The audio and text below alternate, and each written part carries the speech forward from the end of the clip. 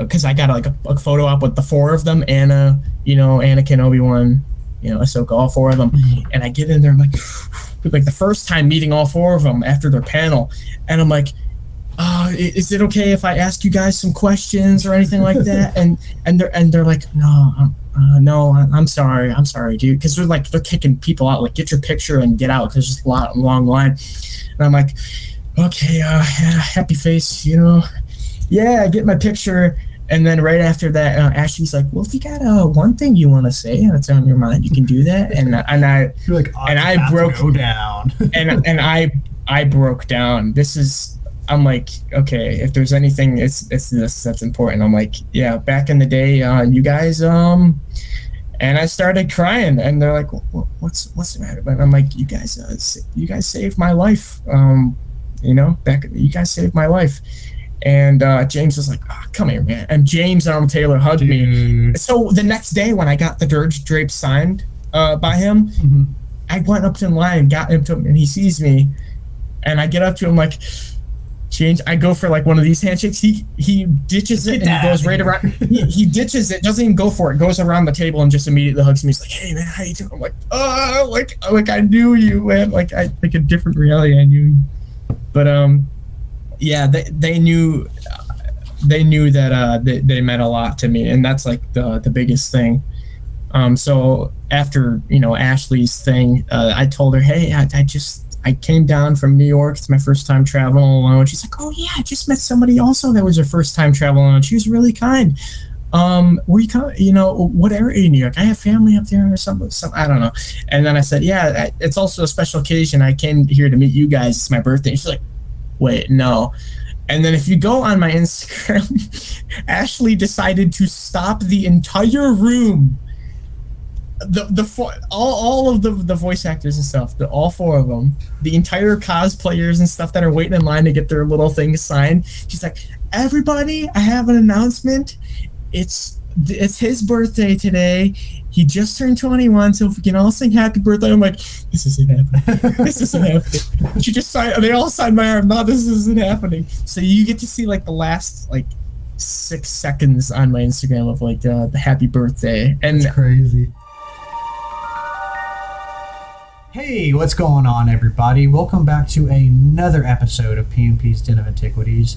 Today, we have another awesome addition into the Star Wars Perspective podcast. And if you're new here, I'm your host, Max, and what I do is I find awesome people from all across the Star Wars galaxy, and I bring them on to tell their Star Wars story. But before we get into that, I got sent these. I'm not a huge pen guy. I don't really buy them for myself or anything like that. But I got these, I bought this sticker from this guy who I'll mention here in a second, this Wolf sticker, because I love Wolf and his Phase 2 armor. It's eventually cosplay I want to do.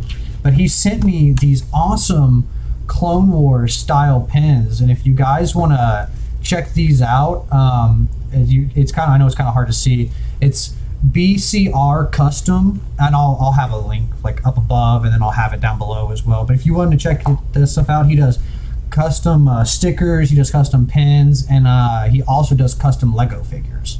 So go ahead and go give him a follow on Instagram and go check his Etsy page. But today I have on Jake, man. How you doing? I'm doing well. Yourself? Oh man, any day I get to I sound like a broken record at this point, but anytime I get to talk Star Wars with friends, it's a good day, So I'm vibing. Same excuse, man. Oh yeah. All the time. Oh yeah. Let's start with letting the good people know where they can find you on the social medias. So the main one I use is Instagram. It's j.t.lovecraft. And it's just, I post whenever I want, whatever I want. Sometimes it's cool to use, sometimes it's not. It's whatever. But it's my main thing. I build some props. I do some martial art, amateur flourishes, self-taught kind of deal, and I do a little voice acting on the side for my buddy's YouTube channel, Star Wars Remnants. You can go check that out on YouTube. Very cool, very cool. I'm gonna have to check that out. I haven't checked it out yet. That sounds cool. Yeah. So the first question I usually ask everybody is, what got you into Star Wars?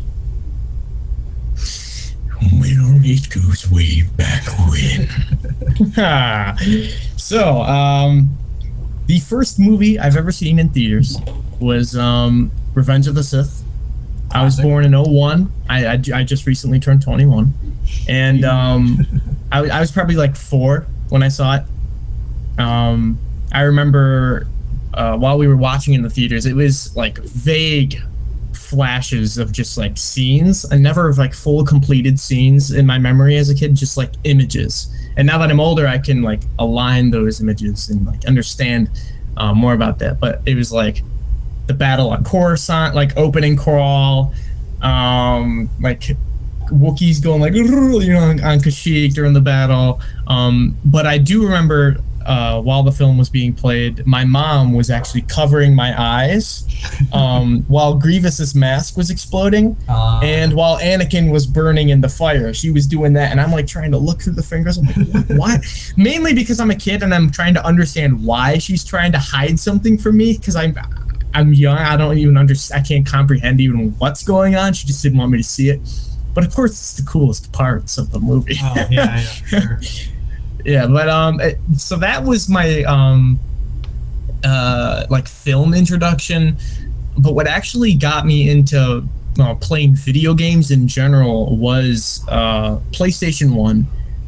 I had I only had it because my dad had it. And I had Spyro 3: Year of the Dragon. Oh, classic. Which is my favorite video game to this day. The classic that reignited all that. Yeah, and then he had another game called Star Wars Jedi Power Battles, which was that one's sick. Which was a 1 through 10 level episode rerun of The Phantom Menace. It's the first co-op game like kind of deal, and I played that with my sister, and yeah, just it was such a hard game. So like as a kid, I'm like watching my dad play this, and we had the big like TV with the badunkadunk, you know, and no flat screens. Flat screens that like big badunkadunk. It's on my garage right now. It's like the first ever flat screen. It weighs like 1,000 pounds, and it's massive. When you turn it on, it has that slight little, you know, when it's freaking. Some people don't even know what we're talking about. That's such a like a bygone era.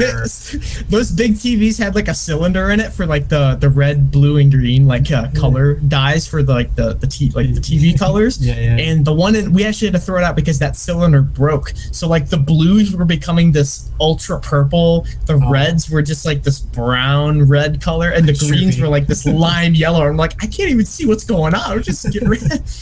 But yeah, I was playing Jedi Power Battles on PS1, and I would always, after dinner time, I would rush my dad through the meal. I'd be like, Dad, can you hurry up eating so I can watch you play? Dad, play. And then it turned into, okay, I'm playing. Here you go, Jake. Kill these few droids. Kill these couple battle droids here, and then I'll play again. You know, and I'm like, do it, Dad, and then it turned into I'm doing it. Now it's just me, and now I'm playing video games, and now I'm the only one playing video games, getting better and better. It's to this day, it's modernized. It's cool. I'm glad you mentioned video games, because I feel like that's the one thing that's really lacking on this podcast. Because it's like, you know me, like I obviously like I went to school for video games and I make environments and stuff like that. So video games are always like super interesting to me. And nobody that I've had on, I can't say nobody, very few people have actually like played like a multitude of Star Wars games to like talk about it. And I'm just like jonesing. So like, hey, I'm manifesting this. If you're into Star Wars video games, DM me on Instagram and I'll have you on. We'll have a whole episode about talking about video games, because I need some more video game Star Wars homies in my life. I was fortunately lucky enough too, because out of like the handful of games on one hand, I can count how many PS1 games I had when I was a kid at the time. Mm-hmm. One of them, you know, happened to be a Star Wars video game, and that's like not a lot of people have that kind of privilege. But there's just something about that old LucasArts intro to any Star Wars video game. Yeah, with the gold like guy, doing and then he turns the thing into a lightsaber, or he uses, like in the Force Unleashed, they used Force Lightning. Yeah. Republic Commando did something else. They had it like that little gold guy was tuned to that game in the theme, and it was very. Yeah. I mean, the power battles. I mean, if you remember that, they did a whole intro sequence, like a CG animated Plo Koon, Adigalia, Mace Windu with a blue lightsaber, riding these staffs and stuff. It was just the most epic intro to a game. I had I don't know if you saw on my Instagram, but my first Star Wars game was Rogue Squadron on the Nintendo 64 because I grew up with an NES and then a Nintendo 64 and a Sega. Those were like the three my dad had. Yeah. But Rogue Squadron 3 on the GameCube, their intro is like they got like a disco ball coming down and all the characters are like dancing and it's like Star Wars disco.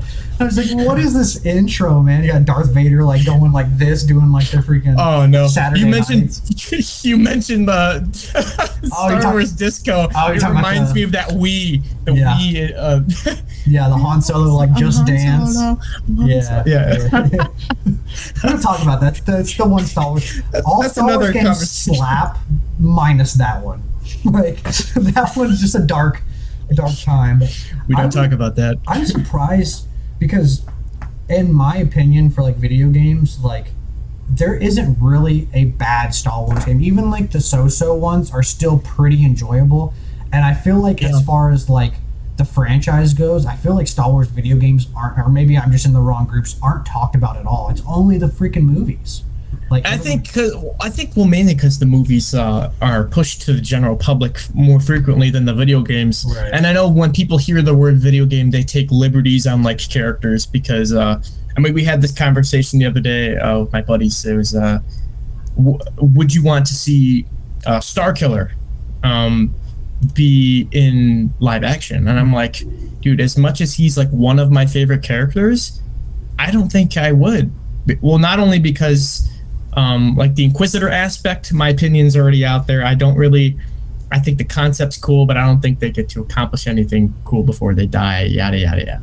Right. I think I'm partial to the Inquisitor idea. I feel like so to like brand Galen Merrick as like an Inquisitor is not only an insult to me, but it's an insult to his character, because how do you go from ripping down like Star Destroyers and being trained by Vader to potentially kill Palpatine, you know, in an alternate timeline, being cloned, all that kind of stuff? How do you go from all of that awesome epicness to being just another brother or sister, number? I don't know. I don't know if you can. Also, the idea of like liberties taken in the show, because if you show something awesome like Starkiller does, like ripping down or like fighting a Force ghost Ben Kenobi, it makes the pre-existing stuff in the movies feel kind of weird, because then you go back and watch movies and you're like, oh, Starkiller did that one thing. Why didn't Luke just do this to this guy? Can't he just pick him up and crush him like they did? And I'm like, the movies are in the spot they need to be, and if they keep, like, they show these amazing Force abilities, like Vader does the ground pound in Kenobi. I'm like, dude, that is so awesome, but I can already hear the fans complaining. Right.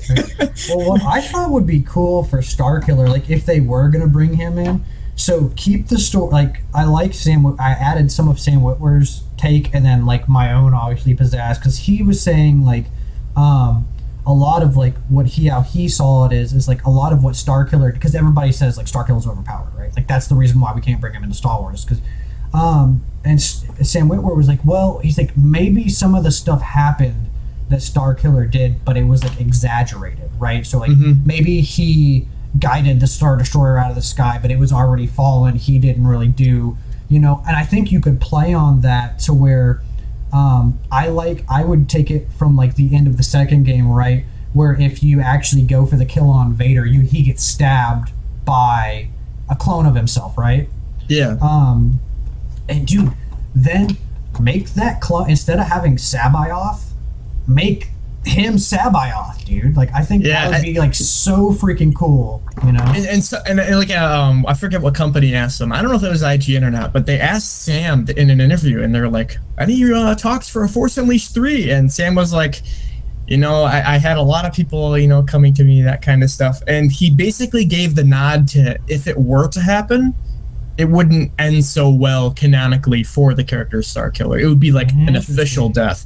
But that's like what's cool about like where Starkiller is in the Star Wars universe because he's tied to a video game. Like this whole sandbox like gameplay, it makes you wonder, like, oh, dude, if this was in the movie, Luke could have done this kind of stuff, you know? Right. And this is what is so cool about the comics and like the EU books and all for me, because you're seeing they're actually doing these feats, but it's not to the extent of like live action where people are going to complain. It's just like it's either a what if or it's like someone else's headcanon, because I always say like, everyone's Star Wars is different, you know? Right, for sure. They all have their version of it. Yeah. And that's the whole reason why I did this podcast too, is because I'm having everybody tell their own Star Wars stories, because yours is different from mine, mine's different from somebody else's, you know, and that's why I like, you know, having all these things in there. What I think could be cool though is having like a Visions style thing. Vintage Visions isn't canon, so start making non-canon material. You know, you don't even have to do it with Star Killer. That was just that we were talking about that. Like, I'm totally fine from non-canon Star Wars stuff. Yeah, I think like characters like that though, that was just an example, but like characters like that though being tied to video games just makes sense, you know? Right. And you go back to like, I don't know if like you just said, I don't know if any Star Wars game that came out has that kind of like, is like bad, is like considered bad, because even the ones that are like not as good are you know, still pretty much favored, but everyone seems to be complaining about the movies.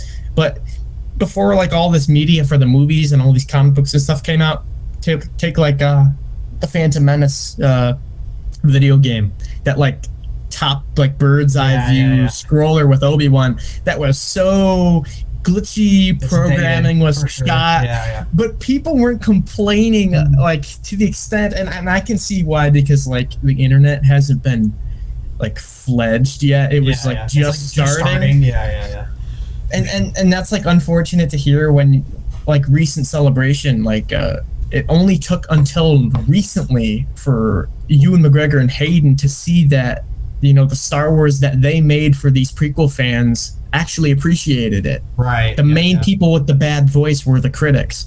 And hearing that really from them is like, the word critic means nothing to me now. I don't care who you are. If you judge something, that's all a biased or opinion, you know? Everyone is human at the end of the day. So, and like I've stated before, everyone's Star Wars is different, but I watch Star Wars for me. I don't watch Star Wars for other people, you know, for everyone else. I have my head canon. I think Star Killer is canon, but not in the aspect of live action. It pains me to say, but it just makes sense. Right. And like George like explained aspects of that too, and it just like, I'm gonna go with, you know, George.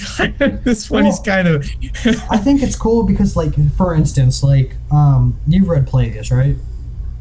I haven't read. I know like little moments from the book. Okay, well, I won't spoil anything like too crazy for you or anything like that. It's mostly common knowledge, but like, for instance, like Palpatine is with Plagueis, right? Plagueis is in Palpatine's role, and Palpatine's in Vader's role, and Palpatine has Maul, right? Like Palpatine trains Maul and breeds him. So I think it's really cool to see Vader kind of be in like a Palpatine style role and Palpatine being a Plagueis role and have an apprentice, you know, like I think that was a really cool thing. Obviously it was really cool because everybody loves The Force Awakens that plays the game, you know, like that's usually when if you're a Star Wars video game player, most of the time Force Unleashed is the game that they say that they have the most fun with, or that or Fallen Order now, because Fallen Order's been so popular. That Force Unleashed engine with the sandbox aspects and like lifting people up and having them like grab onto objects before you yank them away. Great. All that was supposed to be the engine for a work in progress Darth Maul game that we were supposed to get. Yeah, dude, I'm still sad about that.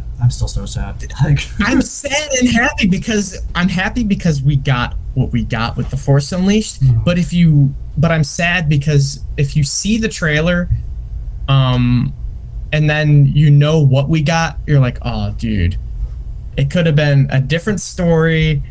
It could have been, you know, it could have been something else, like something else unheard of, kind of like 1313. Like that was a Star Wars that no one can probably comprehend what the story was going to fully be, but everyone was raving over that concept. Well, it was basically Boba Fett Uncharted. You know, like it was literally Uncharted, but for like Boba. And I was like, dude, that's like, I love platformers. Platformers like one of like my favorite genres, and I was so psyched about that. But no, Man, I had this idea for a mall, like at least for like a mall like demo, and I kind of want to make it. I want to have Maul enter like this dream state or wherever, because like he dreamed to like destroy the Jedi, right? He was kind of like Grievous. He wanted all the Jedi like destroyed. So I had this idea for like a game mode where Maul would be like in this like dream state or whatever, and it would show him kind of like Anakin, where he's like marching up the temple, and then just the game is just you slaughtering everybody in the temple, kind of like if you played the Revenge of the Sith video game. Yes, the one for it, like where Anakin goes in and it's like he's not killing younglings, he's killing like masters and like Sindralig, Jocasta Nu. Yeah, and it's very cool scenes, but stuff kind of like that, but have Maul in it. I want to create that little game demo, man, and just have Maul go crazy. That would be awesome, because if you take like the dreamscape saying of that, you can it'd be crazy. What was the Mortis arc from Clone Wars, where it was all technically a dream, but it kind of happened. The vision itself was canon to show Anakin in a way. It was that dreamscape kind of vibe though. But if you watch Clone Wars Season 7 and you see the Maul scene, I mean, he's cutting clones in half and all this stuff. He doesn't have a lightsaber. He's running through. This is the Force Unleashed. Yeah. It was such a clear-cut cameo for that, because he's grabbing like the Venator like power couplings and like for the hyperdrive and whipping them down like that. And when you're talking about the Revenge of the Sith video game, I just remembered the intro sequence, and then later on in the game when you make it to the temple as Vader and Anakin, pre-suit, he grabs like a hunk, beam, the statue, a beam or a statue or something, and he chucks that at a door and rips it open like so nothing. Freaking cool. And I was like, dude. Also, the fact that Hayden himself was like doing the physical. I saw the making of that game. It was he was like, I need you to add. He's like, you can do whatever you want to, but he's like, this move needs to be in the game. It's my signature move, and he was like showing them how to do it and stuff. I want my idle stance to be this. I want my long range attack to be this. And the game creator's just like, okay, what do we say? No? What do I say? No? I mean, what do you say? You have literally the guy who is freaking Anakin telling you, hey, it needs to be like this. Like you're not gonna say no. Yeah, people forget too though. Like Revenge of the Sith video game came out before the movie. Yeah, so they were showing cutscenes for the movie, spoiling it and knowing what. And people were already kind of spoiled anyways, because if they've seen Attack of the Clones and then the Revenge of the Sith trailer, they're like, okay, Anakin is obviously turning into Vader. It's just, how does he do it? Right. Who's this Grievous guy we're talking about? Right. How does Palpatine become Chancellor and then Emperor? How does that transition? Yeah. How does he become wrinkly and old? Dude, oh man, I can talk about the video games for freaking days, because like I've noticed too, a lot of people haven't played that. Like everybody, like that I always ask them what their favorite Star Wars movie is. They always say Revenge of the Sith, and I'm just like, have you played the Revenge of the Sith video game? And they're like, no. And I'm just like, oh dude, you're missing out. I was like, the bare minimum, go like watch it, because like the cutscenes are awesome. Like not to mention like, you can like upgrade all your Force abilities, like Force choke, Force throw, all that stuff. But they also had like a Mortal Kombat style fighting combo system, where you could literally fight like General Grievous versus like Ben Kenobi or something like that, or like Darth Vader. And I was like, that's so cool. Like, oh my goodness. And Matt Wood, he was the voice of Grievous in Revenge of the Sith. So when you have him being the audio designer and the voice of him in the video game as well, it's like, dude, these are like little chef's kisses that are awesome.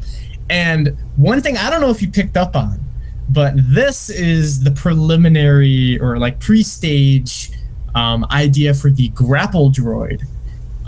So in Revenge of the Sith video game, they have the super battle droid that's got like red shoulders and he's got claw arms like this, like two of them. He like grabs you like that and breaks your back. Yeah. So those annoying crappers. One of them, he's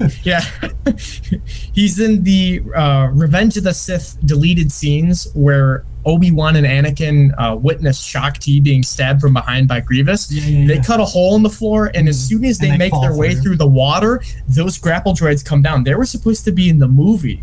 That's an actual playthrough in the Revenge of the Sith game where you got this water tunnel, like, fuel. Yeah. The fuel cells are rupturing. Do not. No, And it then was so cool. Yeah, I'm like that they added like the deleted scenes. I like that they just added them to the game. Like you're saying, like that's so cool. yeah, they made that an actual like playthrough, and it just could you imagine if we got the 4 hour cut of Revenge of the Sith, man? All those little things that would have been put in, because this was supposed to be the end, like George's final movie. Right. And then another thing I wanted to touch base on goes back to Jedi power battles. On the Feed Palace map, or another level as well, they have these big, like 3 meter, 9 foot tall, like dark gray B1 battle droids. They're really super tall. Those are also grapple droids. Really? They do this like arm swoop move that is like pretty like well used in the game. Like I know a couple of the enemies, even Plo Koon has like one of those arm swoop moves, but that in the files and like in the manual and all that kind of stuff was a grapple droid. That's crazy. So that gray battle droid turned into this super, they were ripping aspects from pre-existing games. Even Plo Koon, one of the, like each character in that game has their own force abilities. Everyone is different. Plo Koon has electric judgment, and I'm like, what is this? And then later on, you find out it's supposed to be lightning because it's PS1. They can only have so many graphics. But this dude had yellow lightning in a video game, and no one really. That was like a canon thing. It's not talked about in the movies, but he has that. Yeah, I guess it's like the thing is like they frowned upon it, so he didn't freaking use it. I was just like, whatever, man. Show me some yellow lightning. I want to see all the different ones, because you see like red lightning. Like the brother uses red lightning, right? In the Mortis arc, you see all the different colors. Like, show some more. Yeah, Darth Maul uses the same lightning move, so that I guess in the PlayStation 1 kind of view was supposed to be a version of Red Force Lightning, because it was like a copy of Plo Koon's. But yeah, new canon kind of shied that kind of stuff with Plo Koon's electric judgment. And like him being like one of the main beginning members of the Jedi Sentinels, because he had a yellow lightsaber even in the game. I remember. And then they gave him a blue one for the Clone Wars. I guess they were starting to switch things around, which kind of, I don't know, falls in line a little bit better, but still could have kept that, man. I like the idea of Sith being able to bleed their lightsaber crystals, like this old canon stuff.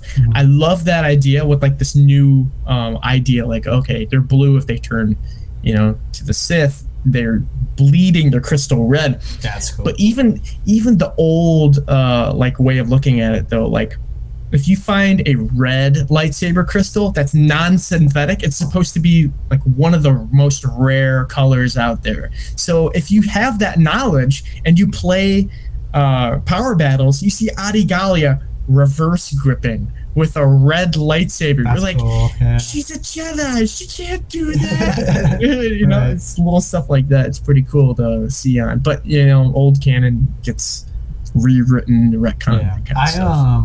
I'm definitely on board with we need more colors in Star Wars. Like at least like variants. Like why does everything have to be like, I mean, you don't have to have every color underneath the sun like Force Unleashed, but like, I don't know, I want to see a lightsaber with not a white beam in the middle. Like the black beam in the middle looks so freaking cool. They do that in I think it's one of the KOTOR games or Old Republic, that you can have a black core blade with a hue of a different color around it. Yeah, I was like, dude, that's so cool, because like the black and purple comp, I'm a big purple fan. Like if I had to have my own lightsaber, it'd be purple. Like if I was in the universe, like and black and purple look so free. Or even like different, like so like in Force Unleashed, they have like different ways the unstable rippling. Like the Kylo Rens and stuff like that. I'm like, man, I just want a little bit more of a this is the video game also side of me, because I like customization. I like to be able to customize to my heart's desire. Like, but no, man, I don't. They have so much, like, that's why, like, if anybody from EA is listening, I'm sorry, but I don't like EA having the license for. Oh, me neither, man. Yeah, there's so much more to even remaster the old games. Like literally, I know Knights of the Old Republic is kind of like their start. Go back, remaster Republic Commandos, or make a new Republic Commandos game, dude. That game is so terrifying. Speaking of B1 battle droids, trying to fight those B1 battle droids. Oh yeah, like they are like invincible. Like it's so hard to kill them. Like, give us more of that. Give us. They should make it in the Doom style, where it's like you damage them enough and you can just go up and finish them, kind of like in Revenge, where that one 312th trooper jumps on that crab droid and shoots down on him. Kind of like a Doom finisher move, where you just like rip his arm off, like Mace Windu in the 2003 Clone Wars speed bagging these super. Yeah, dude. I'm about it. Yeah, well, it makes you wonder, like what you were saying, like the different variants. I had that kind of view also with the Petronaki Arena in Attack of the Clones, when you got all these Jedi that like come out of the woodwork to be like, haha, we're here the whole time. You're surrounded, and Duke is like, well, you're actually outnumbered. You know? Like, are you sure about that? You see all these colors, and you're like, okay, green, blue. Green, blue, green. Okay, it's all the same shade. So, what you'd think is like, if it's more a lime green or like a darker green, that would have sort of like a positive or negative direction towards being more of a Jedi counselor, like more in tune with the Force rather than lightsaber, or like Anakin's being dark blue in Revenge of the Sith, and later on it's more like a lilac, very light blue in A New Hope. Does that have to do with the attunement, I guess, to the user with their crystal? Like, does that have an effect on if they're stronger in lightsaber combat? You know, like that color designation, which brings like the aspect of bleeding your crystals. It makes more sense. So I don't know why they don't just use that. You know? Yeah, I would like that too, because I thought that was the I forget what Visions episode it was, but the dude who's smithing all the lightsabers, she like pulls it out and she doesn't have a color. Like, it's just like, oh yeah, it's like transparent or whatever. And then at the end, I think she gets like a green one because she like, that was almost like a black core blade, if you think about it. Yeah, I thought that was so cool. Like, I was like, man, I was like, people would flip as shit if they did that sort of stuff. But like, I think that would personally be so cool, because like, I don't know, it's just like, to me, being like, I'm like, it kind of takes the fun out of like finding the lightsaber crystals. Like, oh, I'm only gonna get like green or blue. Like, I'm only gonna get those. Like, I'm just like, wow, just like freaking. Why even go look for one? Like, just 100%, because you see the 2003 Clone Wars. I mean, this is old canon. This is what we had to bridge the movies. And I saw this on Cartoon Network as a kid. We had to wait like weeks to just get like a 3-minute episode. Yeah, well, that's what they were. They were to bridge the gap between snippets. Attack of the Clones and Revenge of the Sith, and also hype up Revenge of the Sith to come out. It goes right into space, right at the beginning crawl. And you see the 2003 Clone Wars. Was it Barriss and Luminara? Luminara, yeah, I was forgetting her name for a sec. They go to that cave, and you don't just see green and blue. You see purple at the top too. And I can't remember if there was red. I don't know, but there was, you know, many colors and shades to choose from, all shining differently in their clusters. So yeah, definitely, yeah. It's I with so much that we're getting so much Star Wars, I really hope that the video games. I know that they just did Lucasfilm like games, like so I think they're trying to take a step in a new direction, and I think I want to say Ubisoft is developing. Are they developing Eclipse? That's Eclipse, yeah, Eclipse, okay. And EA's doing the new Jedi Survivor, right? Yeah, because that's DICE. So yeah. I'm not a huge. Like I said, I'm not a. This might end up biting me in the butt. I'm not. I don't really. I support original EA when they started out, because when they started out they had good intentions, but now they're just like, hey, we're gonna buy all the developing companies and then put microtransactions and everything, because all we hear about is money. Yeah. So. They're like, what DLC characters do you guys want? We want Ahsoka and Ventress because they're both females and they both have double-bladed lightsabers. You'd be perfect. What are we gonna give you? Soccer balls, and you're gonna like it. And you know how long it was? Like, we didn't have a Palpatine skin. The only excuse for us to get a Palpatine skin was for when they were doing their overhaul, when the game was losing service, when the last movie was coming out, and of course it's a sequel skin. We don't get Chancellor like robes or anything like that. Yeah. We don't get damaged Vader. No. Well, that's the thing too. Is like, I'm like, look, this is how like desperate I am. I was like, dude, I'll even take a reskin. Like literally pick a character, you can pick the unlimited amount of Jedis, give them the same powers as Obi-Wan. Oh yeah, just reskin them.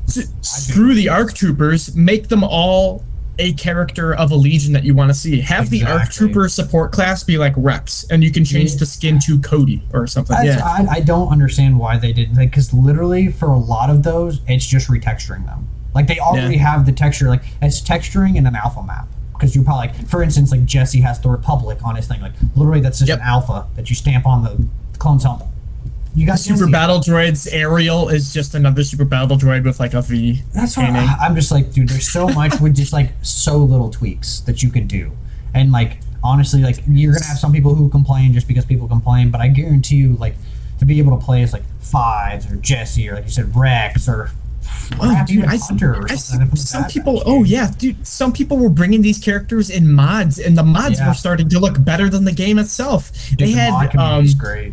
They had Darth Maul's fighting style, but they replaced it with they replaced all the textures and stuff for the character model with a Magna Guard, and they turned that into a support class. Cool. Yeah, and they also did what was it? They did Ahsoka. They did all these characters that people wanted. Cad Bane. They just added Boba Fett's flames on the bottom of the shoes and then retextured it easy like that. And what else was there? Oh, people were like, oh, we want Grievous with a cape. And EA's like, that's too hard to program, too hard to model. Modders did it right away. And even if it wasn't having the cape on, they could have at least admitted being like, okay, we'll have him with the cape moving around with the texture flowing because we already have the claw physics and stuff like that.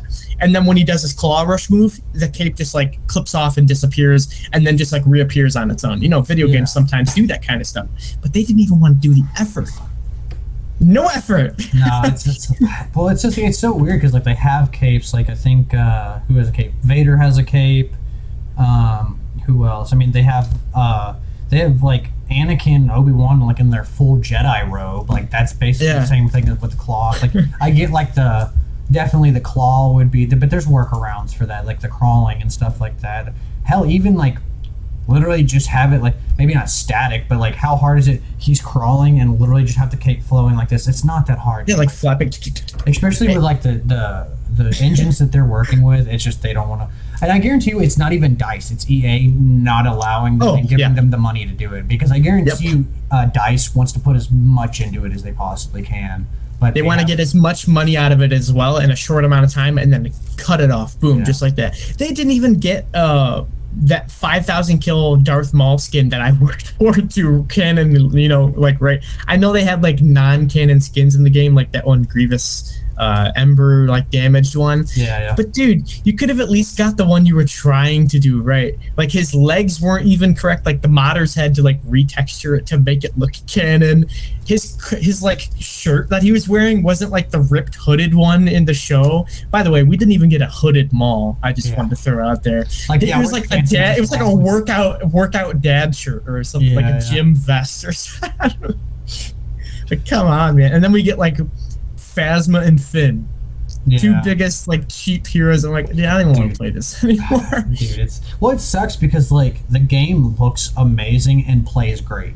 Like it's like there's nothing. It's just like the lack of content. Like I'm like, dude, I would have even said like, heck, maybe downplay the graphics some and have more content. Like I would have been fine with like half the graphics that they had and more content. You know? And that's what they were advertising too, because you see 2015's Battlefront was only original trilogy, and there was like literally a simulator. It's literally a Star Wars simulator. 5 or 6 maps in the entire game, and then EA's like, okay, we listen to you, we'll give you more, and by golly, we love them, but you're also missing like 2005 Battlefront 2 maps like Mustafar, Utapau, Megiddo. I mean, these are things we see in the movie that, you know, people would want to play on. I mean, where's Tatooine? That's like literally the most played map still to this day. Is the where they have like the Battle of the Heroes, and like literally you see it in all the memes. Like anytime you see a Battlefront meme, 9 times out of 10 it's on I just blanked. What did I just say? I said Mos Eisley. Yeah, sorry. It's on Mos Eisley, and it's like they're playing the character one where they're all shooting. You can play any character you want to on either side. Like, where is that? Where's that? I'm not trying to go down the road of being like a hater or anything like that. I'm just like, man, like there's so much potential with all of this stuff, and I feel like they're using like maybe like 10% of it. A fraction of it. Yeah. It's like it's something crazy. It's like where is my open world Star Wars game where you allow me literally make Skyrim for Star Wars? I think the concept of open world is even far-fetched when you see these trailers like, oh, Eclipse is coming out, this is gonna be open world, you know, all they advertise that, and then the game gets pushed back or it gets released and it's not even close to the expectations, you know. Yeah. The newest was it Lego Star Wars Skywalker Saga? That was awesome. I'm one of the few out of my friends that have the full completion 1,000 whatever Kyber bricks that I grinded for. I need to get on it. I still haven't really played it all that much. And I didn't even buy like the DLC for like bonus character packs. But I used to be into Lego Star Wars. Like as a kid, I have all my MTT, like the MTT, like the Juggernaut, Turbo Tank, all that stuff is stored away in the attic. But I have that little subtle appreciation for it. It's tucked deep down inside. So when the game came out, I'm like, it's just gonna be another cute little Lego game, whatever.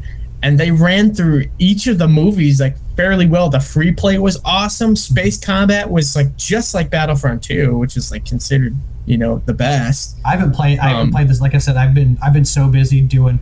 It's funny, like I'm still in Lego Star Wars because like that's a lot of the stuff I'm making for like this convention. I think you can even like it's hard to see, but there's like a stack of like Kyber bricks down lightning, there. Yeah, Palpatine lightning. Yeah, you see the Palpatine lightning. I've been so caught up in making all the stuff. I haven't been able to stream it and play it. But man said, "Screw playing Lego. I'm living Lego." Yeah, I'm living Lego. I gotta. But yeah, I think Ben was on. Did you meet Ben Livid Cosplay? Was he on one of the round tables? What was his name? His name's Ben, but his Instagram handle is Ben Livid Cosplay. He does like the Lando cosplay. No, I didn't meet him. He and I don't know if he was on the one that you did or the one that he did. I don't think you were on. I think, but yeah, he and I are gonna play because I haven't played through the Clone Wars Lego yet. Like the Clone Wars version. So he and I are gonna play. Yeah, I haven't done that either. That's more like a battle simulator, kind of like send your troops here. That I've picked up on some. No, it's like the complete saga just for the Clone Wars. Huh. It's literally the exact same. It's like the exact same thing. Just for it's like right before, right after Attack of the Clones. It has like all the Clone Wars characters like Cad Bane in it and all that stuff. Huh. I think the first mission is you're playing Geonosis, with all like I saw that, but then I also saw like gameplay of them just out on this big like sand field, and there's one of those tanks with like the lasers that shoot up at those big space control donuts from the movie. They're like one of those over there, and then they send like a thing of like 16 droids to go attack it, kind of like a Clash of Clans looking. It could. I've never played it, so it could have that. I have no idea. Let me know how the gameplay is because I gotta know if I gotta pick it up. I haven't done too much research. $3. It was like on the summer sale. It like literally was $3. I was like, why not? Oh, you want to hear some bull? PS4 will still charge you $100 for that game to buy it digitally. What? If you go on the store now, it says $99.99, which is the maximum thing you can sell on the store. Well, don't buy that. For anybody out there, don't buy that. Go buy it on Steam for like $10. Like, don't do it. Yeah, I'm better like getting a secondhand market, like physical copy off eBay or something. I don't know. It's funny. It's funny. Yeah, man. It's we will not go to like good little tangent. It's already we've been talking about for like I would say because I think the intro we were like at like 20 minutes, so we're at like 43 right now. So that was a good little video game. Really little video game chat. I like that. It felt like 5 minute, 10 minute talk. Yeah, that's like we were like just shooting the shit. What this one's a tough question for you. If you had to pick one thing about Star Wars, what is your favorite thing about Star Wars? Just one thing. Favorite out of everything. Just anything. The Force, lightsabers, Jedi, Sith, Mandalorian, like whatever. Any ideas? Whatever, like just anything. Well, I think the all-time superpower is telekinesis, so I would have to say the concept of the Force. Nice. Yeah. Nice. Yeah, that's mine too. I usually always say the Force just because I really hope we get like if we do, which I don't want a Kenobi season 2, but if we do get a Kenobi season 2, I really hope that they dive kind of into like the wills and like him learning like the spiritual side stuff with Qui-Gon. I think that would be really freaking cool. I think it would be a disservice if they didn't show that, because, well, to be honest, they ended it pretty blatantly with Tatooine, like, hello there, you know. And then here's Qui-Gon, and then boom, next time you see him on Tatooine is with, you know, Luke doing the crate dragon noise. But get out of here. But yeah, I don't think they'll do a season 2. I kind of don't want them to do either. Nah, I we should focus on other stuff. Like there's so much Star Wars content that you can create. We got Kenobi, it was good. Let's just move on and go on to other stuff. Give us a Vader show, give us a Luke show. Hell, give us a Cad Bane show, man. Just give us, just focus on other. They got the costume. Right? That's what I'm saying. Just throw away the hat that you made, because that one's gross, and then give him a bigger hat, and then we'll be good.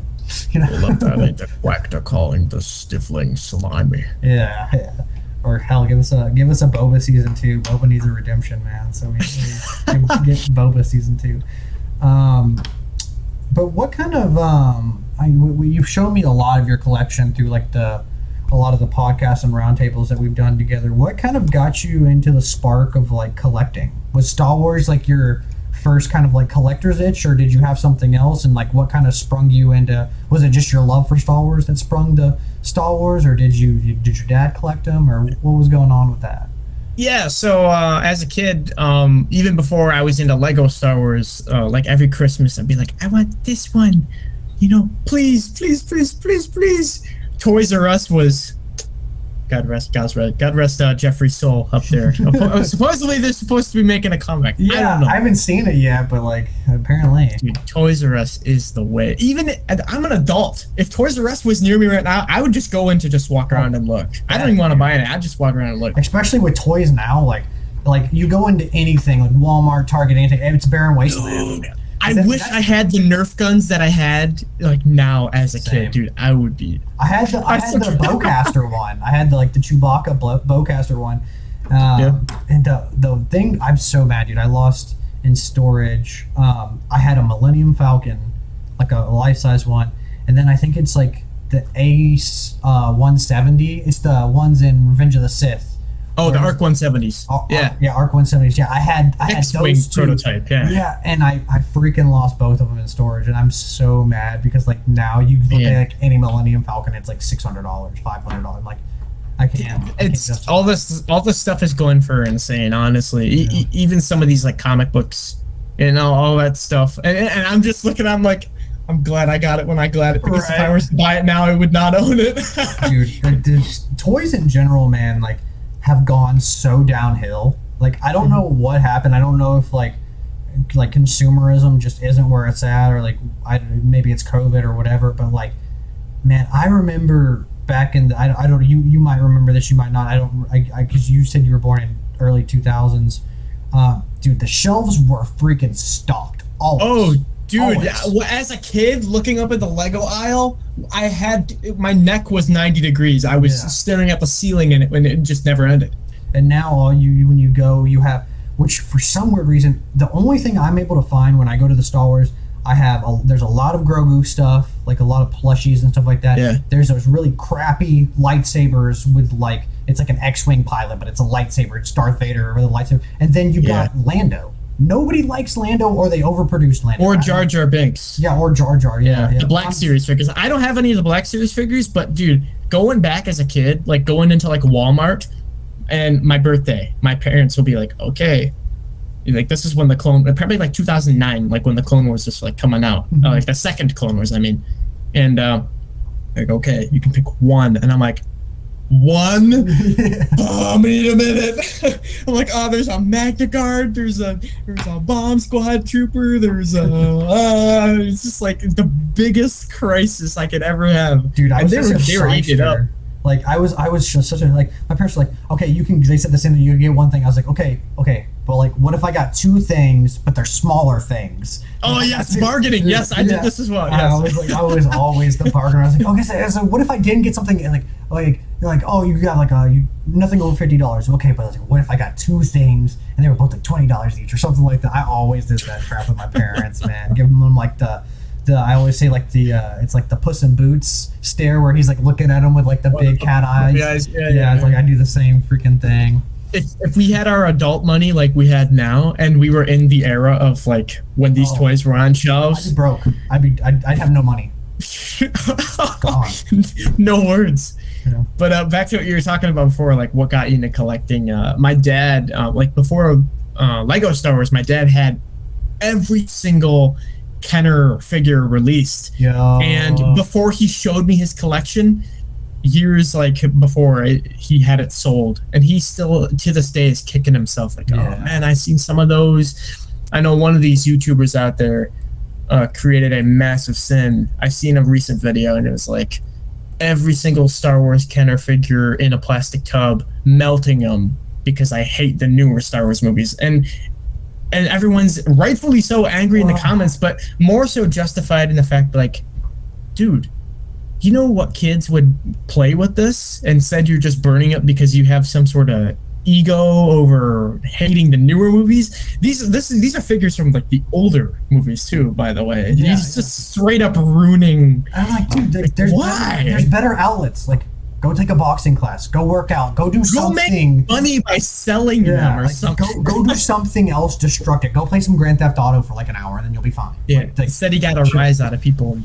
burnt them all. Yeah. Oh, that hurts me. I didn't even watch the video. That hurts me, man. Yeah, I couldn't sit through the whole thing. I saw them slowly liquidating at the bottom layer, and I'm like, nope. See ya. Don't recommend channel. Done. Yeah, all right. I don't need to see it again. Yeah, but yeah, the collecting more so started on my own behalf. I know my dad had that kind of stuff, but when I got into Lego Star Wars, it was more so branching out of that. I don't know when it was. I was probably like 9 or 10 when I started to lose my interest in Star Wars. But like late middle school, freshman year of high school, that's when it came back. And it came back hard. It came back twice as powerful.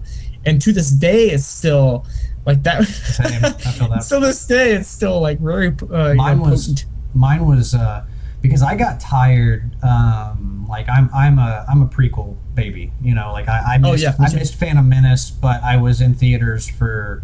I was born in '95, so Phantom Menace was '99. But I saw. You know, when you were talking about like seeing glimpses of Revenge of the Sith, it was the same way, but for Attack of the Clones for me. Like I lost my mind when Yoda was fighting Count Dooku. Like seeing that when you're like 8 years old or 9 years, or however old I was, like, dude, my mind was melting. Like freaking Frogman's jumping and lightning. And you're probably like me in the instance where our parents probably showed us the original trilogy first, and then we saw, you know, the prequels when we were very young, but like right before. So we also have like slight images of how the original trilogy looked. Yeah. And then later on in life, we, you know, experienced the sickness. Right. That's what it's called. Yeah, but I think it's funny because I feel like a lot of people, especially the people who have like been around for a hot minute, at least for like the prequels and stuff like that, all of them took a break. And I was like, oh yeah, that's kind of an interesting thing because like I took one, I think it was like my senior year to like whenever it wasn't my senior year. It was like mid high school to like basically Force Awakens kind of got me back into it, you know? Okay. But I kind of find that funny, and like the people who did take a break, it's like tenfold now. Like they were like I was still a decent Star Wars fan as a kid, but like now I'm way more of a fan than like I've ever been, you know? I think it's funny that it returns like tenfold. Yeah, and I don't know why that is, because like when The Force Awakens came out, I didn't have this, and I always was a fan of Star Wars as a kid, but I didn't have the hype for the movie.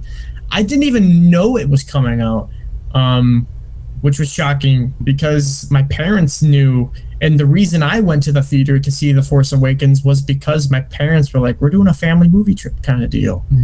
And I just didn't have the same hype for Star Wars, and then I watched it, I'm like, I like Star Wars. Yeah, right. Oh, I remember. I like Star Wars. I got all these toys like packed away and everything. I like Star Wars, and I started getting back into it. And I think that's when I started collecting comic books. and then helmets came like occasionally, and then both of them just kind of like hammered, on each other, like douche, douche, douche, comic, helmet, comic, comic, comic, helmet, helmet. They just like staggered themselves. Um, so, so I wish I could give you a definite answer, but the collecting aspect of Star Wars kind of came out of the blue after Nice. remembering about it. Dude, I mean, that's the same thing for me. Not with collecting, but like I don't remember like my first Star Wars experience. Like watching it for the first time, could not tell you what Star Wars I watched. If I had to guess, it was probably A New Hope. Could not tell you. It was one of the originals, yeah, but the one you remember was Attack of the Clones, and one for me was Revenge of the Sith. Just like glimpses, but we know that our parents showed us those movies before. Yeah. We just don't know. Yeah, it's weird. It's a weird scenario. It's like a mind wipe kind of feeling. Yeah, protocol droid mind wipe. Yeah. But that's probably what it feels like to be elderly. You just completely forget. Gone. Dude, that's scary. I don't want to get that. Well, dude, by the time we're that age, Elon Musk is gonna have inhibitor chips in our heads and making us execute Order 66 and stuff like that. So we'll already be chum bucket robots. Yeah. Destroy planet. Yeah, we'll be living in Ready Player One kind of vibes, Yeah. We'll be in that. I'm trying to think whether I want to. I've been shaking it up lately. Sometimes I do the Minoc Minutes portion where it's like me rapid firing, asking you, and I'm gonna mix it up again. I'm gonna let you choose. So we can do Minoc Minutes, which is me basically asking you a whole bunch of like what your favorite things are in Star Wars, like what would you do, who would you choose if you were in this situation, or we can do Phantom Menace through Rise of Skywalker, listing your favorite parts from each movie. Which one would you rather do first? We can do the latter half. I think either or is just as interesting. Whether it's shooting off random questions, I'll definitely have an answer. You can count on that. But if whatever you want. Let's do Minoc Minutes, because usually I do the movies and then I do the Minoc Minutes last. But let's shake it up a little bit. Doing the same thing over and over again. You got to mix it up a little bit. Stay funky. Yeah. All right, so my first Minoc Minute question that I usually ask everybody is if you were in Star Wars, what faction would you be in? Would you be a Jedi? Would you be a Sith, smuggler, bounty hunter? What would you be?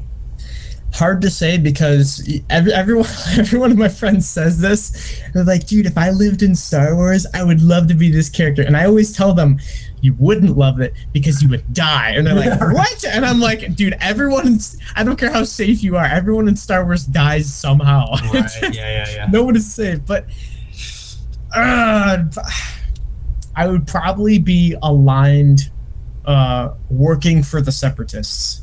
Interesting. Okay. I wouldn't want to be a Sith. Dude, although being a Sith would be so cool, having the powers, I wouldn't want the feeling of having to keep using Force, lightning and like doing evil stuff to fuel my reason for being a Sith. But I'm a sucker for bad guys, man. Yeah. Villains are just cooler. And something about seeing the Phantom Menace in like the opening crawl on the Trade Federation ship, just the look of everything, the shiny floors, the way that Doug Chang designed those B-1 battle droids, man, smooth as hell. It's just a certain nostalgic like feeling for it. So yeah, I would definitely be like, I'd definitely have like a wrench and a hammer in hand working on Geonosis, building some droids or something. I don't know. Okay. That's interesting. Screwing some buzz droid like cufflinks together and some eyes, yeah. Nice. If you had to pick a master to learn from, Jedi or Sith, who would you want to be your master in Star Wars? What does so it would be Sith, but what does this regulate to? Like what era? Anything, dude. For any of these questions, sky's the limit, man. Go crazy. Okay, I don't have non-canon, Sith, Legends, whatever your answer is. It's all welcome here. All right, it would either have to be Tulak Horde, okay, or Revan. Mainly because under the 1,000-year Sith reign, vitiates trickling down Empire. This era of like, if you were a Sith, you had it good. Right. There was Yeah. no competition. They were whittled. So yeah, that would probably be a Tulak Remind me, Horde or a Revan. what era did Tulak Horde? Is he still in the Old Republic, or is he before the Old Republic? Knights of the Old Republic. Yeah. Okay. Okay. Around the same time, Revan, kind of. Maybe a little bit. I don't know if he's before. I think he's before. Yeah. Knights. Yeah. The Old Republic is like probably my least knowledgeable subject about Star Wars. Like I just don't. I know like the basics, but like I've played the games. But Yeah, I don't really know. See, I haven't even played the games, but I know like the story elements. I know like the way it looks is such a visually pleasing aesthetic. Oh, yeah. I have Old Republic helmets and I haven't even played the game. I mean, Yeah, that's what dude, that's that's so cool. that's the sickness, I tell you. Well, I thought it was cool because like that. Man, I can't think of the helmet, but like that's on my Old Republic character, the one that looks like a skull that you showed us. You want me to bring that straight in my closet? I got it sure. actually. Yeah, if you want to, All right, go for it. 1 second. Yeah, this helmet, guys, is super cool. If you're a fan of the Star Wars Old Republic games, you'll notice what helmet it is. It's pretty sick. So, I have these two right here on me. Here's Darth Yeah, Nox, That's the or one I have on my guy. Aloysius Calig, Yeah. and he is actually apprenticed to Tulak Horde. He actually became like a war general. Do you have magnets on the back of that one? Yeah, I got a little makeshift magnet system because when the helmet came, this back flap was like detached. So I'm like, okay, how am I gonna have the back of my head being covered like it's intended, and like attach this bit? So I got like a legit metal hinge. I see. Like an actual metal hinge, and then just magnets on the side, and they click right in. Very cool. And then just like I put like a foam in there, and then same thing with Tulak Horde. This one's heavier because it's a resin cast, not 3D printed. So it's got some, Dang, some that was girth so to it. cool. But yeah, same thing with this one. I just go to like Dollar Tree and I get like a pair of sunglass shades that have the right tint, and they fit right in. I hot glue them in, and I do the foam layering around them, and I don't know if you can, yeah, Very cool. Very cool. yeah, Okay. and I have one more I want to show you. Just one more. Yeah, go for it. Yeah, I told you his stuff's freaking cool, man. He's got some nice helmets. I gotta work on mine over here. Here is the last Old Republic one here that I have on me. Is Minox Den, Sith Eradicator from is it the Deceive trailer or the Hope trailer? It's one of them. But it's Deceived, I think. yeah, it's the one where like the clones, they jump off The like coolest one. Yeah. and then they're like do the. He's about to chop down on him, and Teal's like, Yeah, dude. repulse him. But I have another ancient Sith Lord helmet in there, but it's not. I guess it's not considered Old Republic. It's just ancient Sith Lord because it's part of the Vader comic series. I have a Lord Momin helmet in there, and then in the hands of a painter right now, I'm waiting on it to be finished up, is my Darth Bane Clone Wars helmet. Not the Orbalisk one, but this company called Villainous Prop Shop. Sounds They're like, one of the first Clone Wars Bane helmets that I've seen put on the market, so I had to jump right on it. very cool. So yeah, it's gonna have like the ember, like flame, lava effect painted on it, maybe light up eyes or something. Yeah. Oh yeah, man. That's awesome. That's awesome. Yeah, if you guys if you're listening to the audio version, you should definitely go check out the YouTube version so you can see all the helmets and stuff like that, because you're missing out if you're just listening to it. So we went through the master. So if you were constructing your lightsaber, what style lightsaber would you have? A double blade, single blade, dual blade, and then what colors would they be if you pick, obviously depending on which one you pick? I would do a curved hilt, Like Dooku? green, like a Dooku curved hilt, but like Dude, that maybe is like an sick. acid green, Okay. like a Okay. yeah, like a really very lime. Yeah, I talked Maybe about that this. maybe it even sizzles when you cut something, like a little bit Nice, extra. I don't know. nice. Yeah, we one of the videos that I'm about to actually post, I think it'll be the next podcast.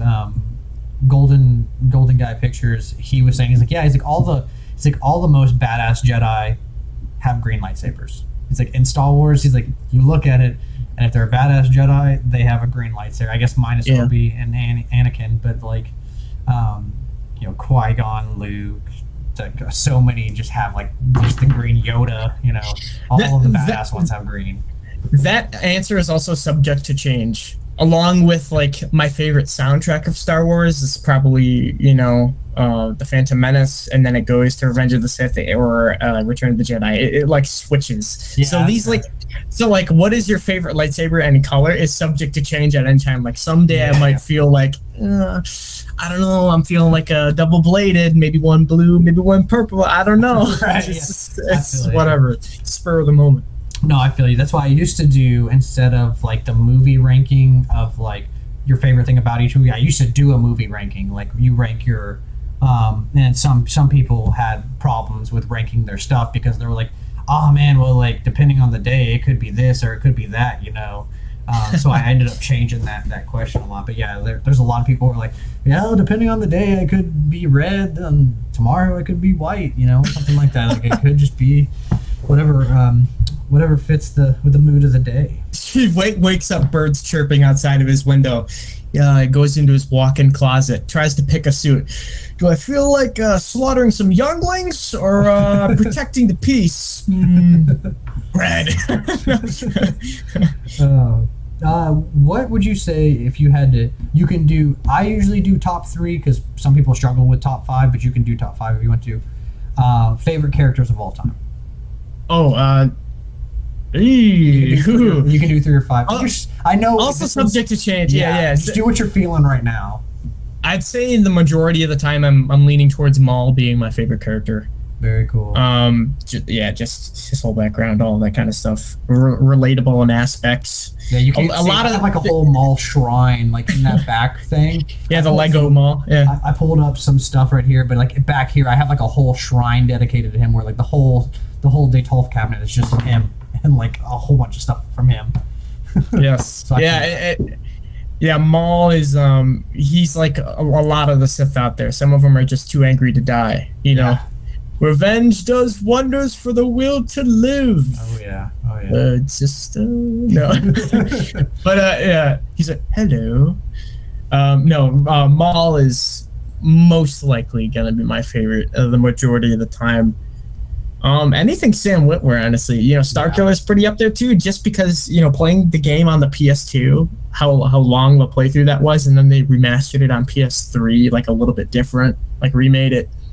And then Force Unleashed too, a little bit of treat on, icing on the cake. So yeah, Maul, probably Galen Marek, Anakin. Okay. Anakin transitioning from episode 2 into 3. So I would say like Clone Wars Anakin, but like Hayden's look, but like the way he acts in the Clone Wars. I love that like era. Yeah.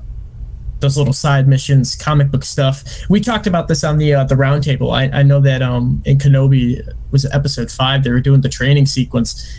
I was giddy, man. I was like, this is the type of stuff that casual fans need to see that we get in the comic books. We need to see this demographic between like Anakin's struggle with power, the way he views Obi-Wan as a brother instead of a father figure like Qui-Gon. Mm-hmm. This is pretty important plot stuff. Oh yeah. And that's what I love. It's all about, it's like, I want more, character development. And yeah, so top 3 would have to be those 3. I could easily, spend more time. I think Grievous would probably be number 4. Oh yeah. Qui-Gon, number 5. All of them are for different reasons too. Maybe not even in that order, but just around ones that I like at the top, on the top of my head. Yeah. Plo Koon's up there too. Yeah. I'm honestly surprised. Like, I think you're which is good. That's why I do these, dude, because I like having everybody. But everybody has had Mando on their list, and you're the first person who hasn't said Mando in their top 3. And I was just like, I was so surprised, obviously, because like we've been around the block for a while, right? Like we're kind of a little bit of the older fan. Like whether you're just started or whether like it doesn't make you better or worse or anything like that. But it's crazy that like I'm not used to these like new slew of people that have only seen like Mando and Book of Boba and like kind of like the sequels, but they haven't seen anything else like what you were talking about, and that's why then they watch Kenobi. It's like it's weird because like I'll be like talking about something, and they'll be like, I didn't see that. I'm just like, oh yeah, whoa, that's interesting. Yeah, Cad Bane would probably be at the top of that list too, somewhere. I mean, and you got these people, they see Book of Boba Fett and they're like, who's that guy? And then Clone Wars fans are like, you don't understand. Like, no! And then he gets killed and we're like, damn, Disney. Damn, Disney. So if you had to bring a force power into real life, what force power would you want to use and bring into real life? And you could only have it. Nobody else could have it. To keep it from being boring and just saying the plain force, because telekinesis in general would just be such an advantage over everything. Oh yeah. Like, here, I'll get you a glass of water. Boom, activate the fridge button, hold it there, get some ice. Find the girl you like, cut a pear open. Yeah, cut a pear, float it over. I was just thinking. No, yeah, force power that's not telekinesis would probably be lightning's always a cool one. Yeah, that's a good one. I think, well, you see, force power, all that kind of goes under telekinesis, because you look at pull and push, all that's just manipulating objects at the end of the day, Right. I like Quinlan Voss's was it psychometry? Force psychometry? When he like touches the item and he can tell. Sees he sees the whole history of it. It's kind of like because I'm a big Lord of the Rings fan, and see Aragorn, Vigo play that character. That was just such a cool power I thought he had. Like he touched the little things of grass, and he's like, they ran into the woods over this way. Yeah, like, oh, what? Yeah, how did you know that? Psychometry's pretty cool. It's either got to be psychometry or the one Yoda uses, where you can just absorb anything. Because you imagine, I don't know, some idiot at a bar, like drunken idiot, throws a bottle at you, and you just absorb it, hold it in place, and shoot it back at him. Right. Yeah. Very cool. Like the hand cannon. Yeah. Psychometry will probably be it though. Yeah, that's just all around the board cool. Yeah. So now we're gonna create your Star Wars family. You can pick who would be your Star Wars mom, who would be your Star Wars dad. You get a Star Wars best friend and a Star Wars enemy. And the mom and dad don't have to be like together in the movie either. Like you could pick like Hera and Obi-Wan or something. Like you have something crazy like that, Okay.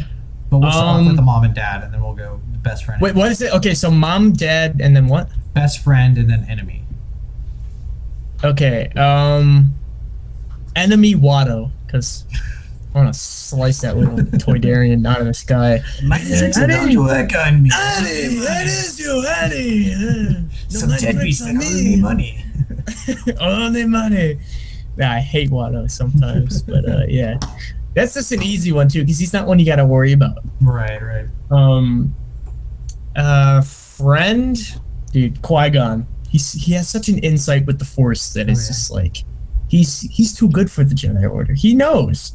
He, out of everyone on that console, discovered something that they didn't know. Right. Which is Force Ghost. It's like he taught Yoda was head of the council, man. He taught. Dude, that's Qui-Gon's kind of like the chosen one in a weird way too, because in a way kind of starts all of it off. Like, I mean, obviously he's not the chosen one, but he's like, I feel like he's like from another prophecy or something like that. The Wills did choose him to pass that knowledge on to Yoda. Right. Yeah. So like he might have had his own little prophecy going on, And if he didn't pass that knowledge on to Ben wouldn't have talked to Luke. Luke wouldn't have made it out of Hoth. Oh yeah. He wouldn't have went to the Dagobah system. He would never learned to complete some of his training, and then that whole Return of the Jedi ending would have went totally different. Maybe it would have been like that comic book Infinities, where it's like white suit Vader, Luke dies, Leia becomes like an Inquisitor character. It's like alternate, like time traveler moves chair, and then just all this stuff happens. That's what we need, a Star Wars what if, man. Yeah, You know, I would love it. Hey, Vision season 2. You know what direction you got ahead, man. right. Just give it to us. But yeah. So enemy, Watto, I guess. I don't know. Okay. Friend, probably gotta be Qui-Gon. Okay. Mom and dad. Um, is it weird to say Luke and Leia? Canonically, yes, that is kind of gross. Yes, but I'm saying like the actors, like if they weren't related, right. in the franchise, I think that'd be interesting. No, I mean, Leia definitely has big mom energy, and I think Luke definitely. Like, well, Return you of have the Jedi rebel heart. Is dad energy for sure. Well, you have the rebel heart energy that Carrie gives off, and then Mark is just like Luke Skywalker in expanded universe. That's supposed to be like the best of the best. Like this dude created a Jedi Order. It took Luke Skywalker and Darth Krayt to take down Abeloth, Sith and Jedi. Like this is cosmic level threat that, okay, Sith and Jedi aside, we're gonna put this all away. We got to deal with this because this could mean the end of everything. Yeah, you know. They had a trapper in Sinkhole Station. I mean, that's just saying one thing. It's a literal void. Yeah. But yeah. Oh, Star Wars wife, Cut LaQuane. Interesting. On the farm, I'd like to live the farm life and be a Jedi. Okay. That'd be cool. Okay. That'd be cool. I see you. All right. If you could pick one planet to live on, and then what is your favorite Star Wars planet? Because sometimes, unless they're the same planet, but usually they're different. So it'd be like, what's your favorite Star Wars planet? Mine or not. Favorite Star Wars planet, and then planet to live on. My favorite planet's probably going to be. It's got to be a tie between Kamino and Mustafar. Okay. I don't know, not like just heavy weather aside, but just like the way they look as a specific, like, yeah. All right, very cool. Cool. Where I'd want to live, I think it'd be pretty cool to live. It's kind of boring to say Endor, but dude, Endor would be my cool. Pick. That'd be cool. I bounce between Endor and Cloud City. Those are like the two. Oh yeah, you know what, Cloud City. I'd yeah. But no, dude, those sunsets would be something else, man. A cloud car just by your neighbor's house. Right. I still need to 3D print one of those. It's on my list, man. I just haven't gotten to it yet. All right, so you got to 3D print a Lobot. Dude, right? Dude, there's so many things I need to 3D print. It's ridiculous. But the final question I'm going to ask you, and you're actually the first one that I'm going to ask this question to, because I thought about it yesterday. Ooh. If you had to build, say you were going up against like a crazy foe, like an Abeloth or something, like just whatever you want to picture, and you had to assemble a team, an Avengers level, like fighting Thanos style team. You could pick one Jedi, one Sith, one bounty hunter, and then one like smuggler or like random kind of like not Force user. Who would you pick? Jedi.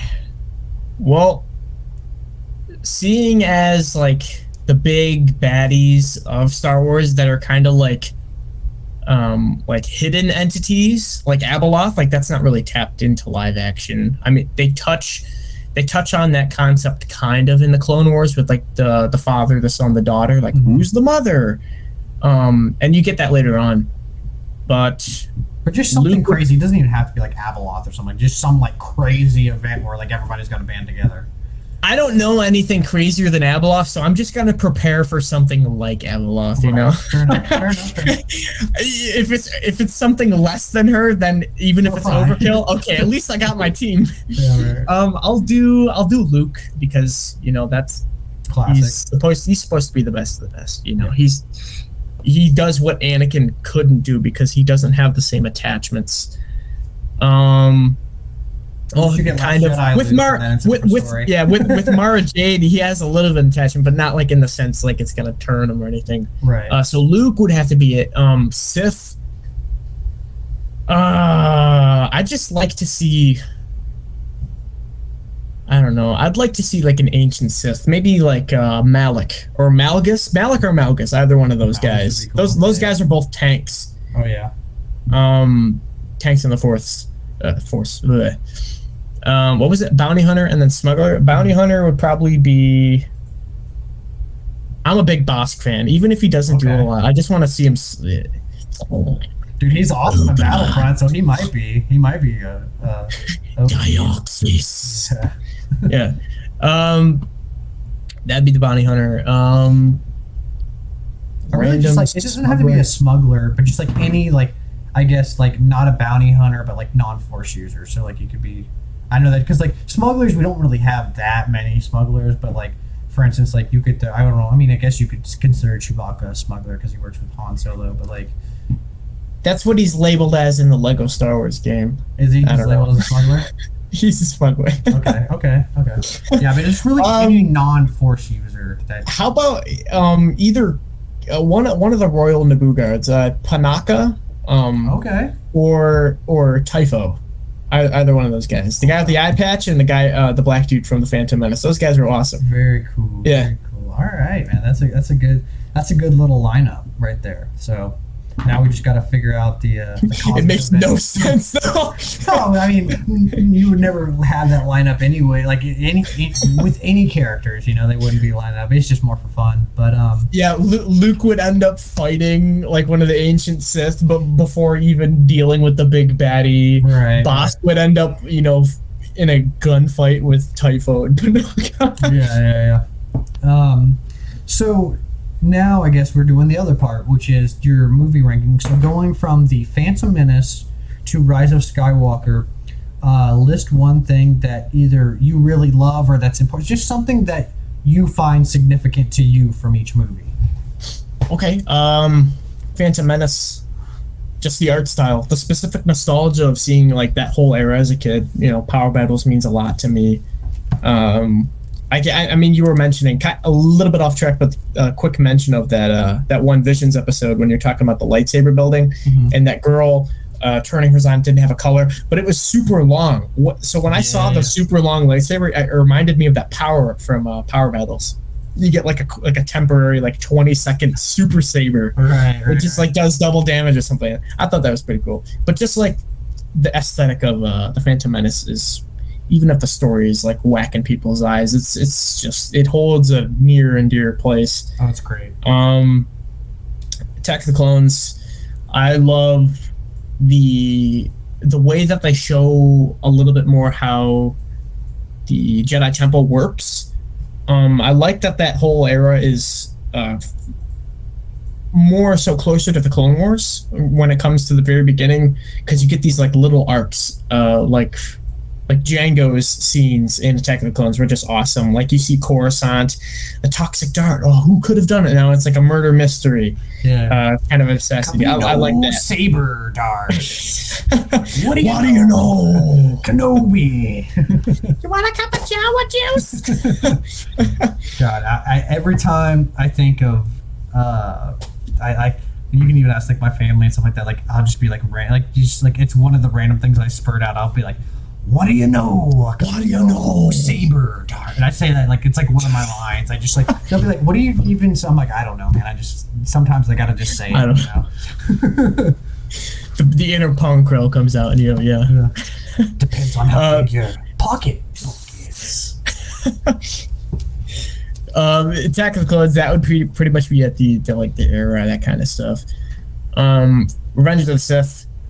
The arc, the story. It is the darkest Star Wars there is. Everything. It has it all, man. It has Vader, it has Anakin, Obi-Wan, Yoda, it's Palpatine, it's got everything, man. Even like a character like Grievous, like if people didn't see the 2003 Clone Wars like us, like cartoon, even if you didn't see how awesome he was in that, like taking on 5 Jedi, like crawling from using the Force push, you know, like room full of stormtroopers.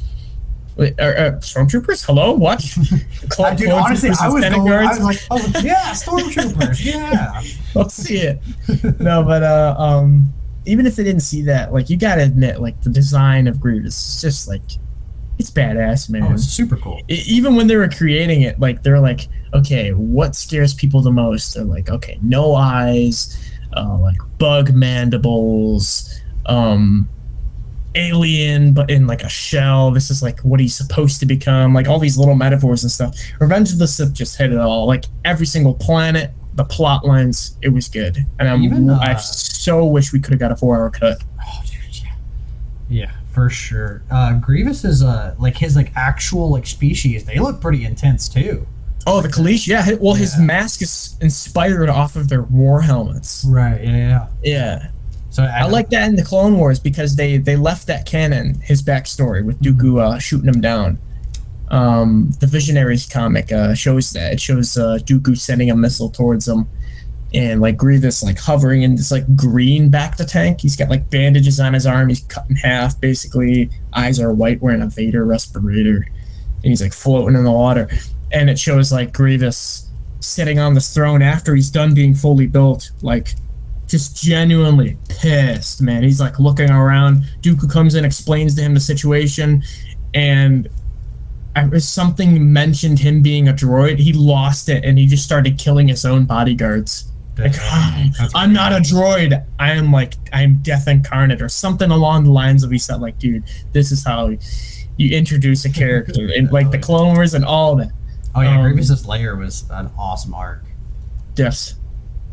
And he was brutal in the comic books too. He was holding younglings off of a building, ready to drop them to their death. I mean, it's like, what?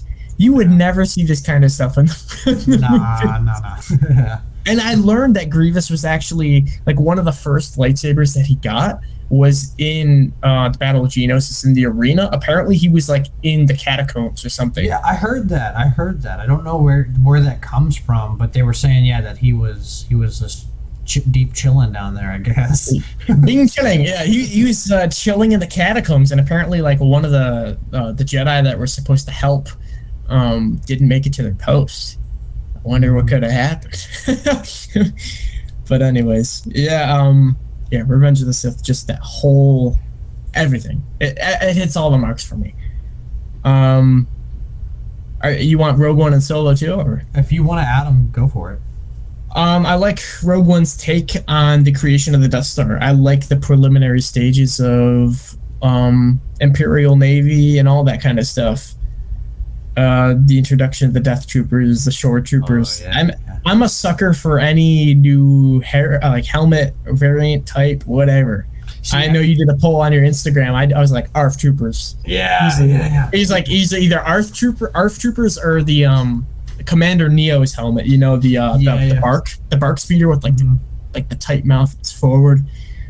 Yes, any excuse to get it. The two I vibe with really is Wolf's helmet, which is like kind of like a version of Neo's. It's like a different, like, I think it connects, doesn't it? Doesn't connect. I'm blanking. It's kind of like a version of like Neo's, and then the one that kind of gets overshadowed in Rogue One is the tank trooper, because he's in there for like 10 seconds. But it's kind of flat. Yeah. Yeah, well, it has that panel on it too. Like it has that top panel, which I think the Sand Troopers have them too. But it's like the visor is different than like it's basically the Sand Trooper outfit just modified, and it's white and black. So it, like obviously like I'm like all over that. That looks super cool. But it makes you wonder because you see like the end of the Bad Batch and you see them turning to this like Ralph McQuarrie design like prototype Mark I stormtroopers.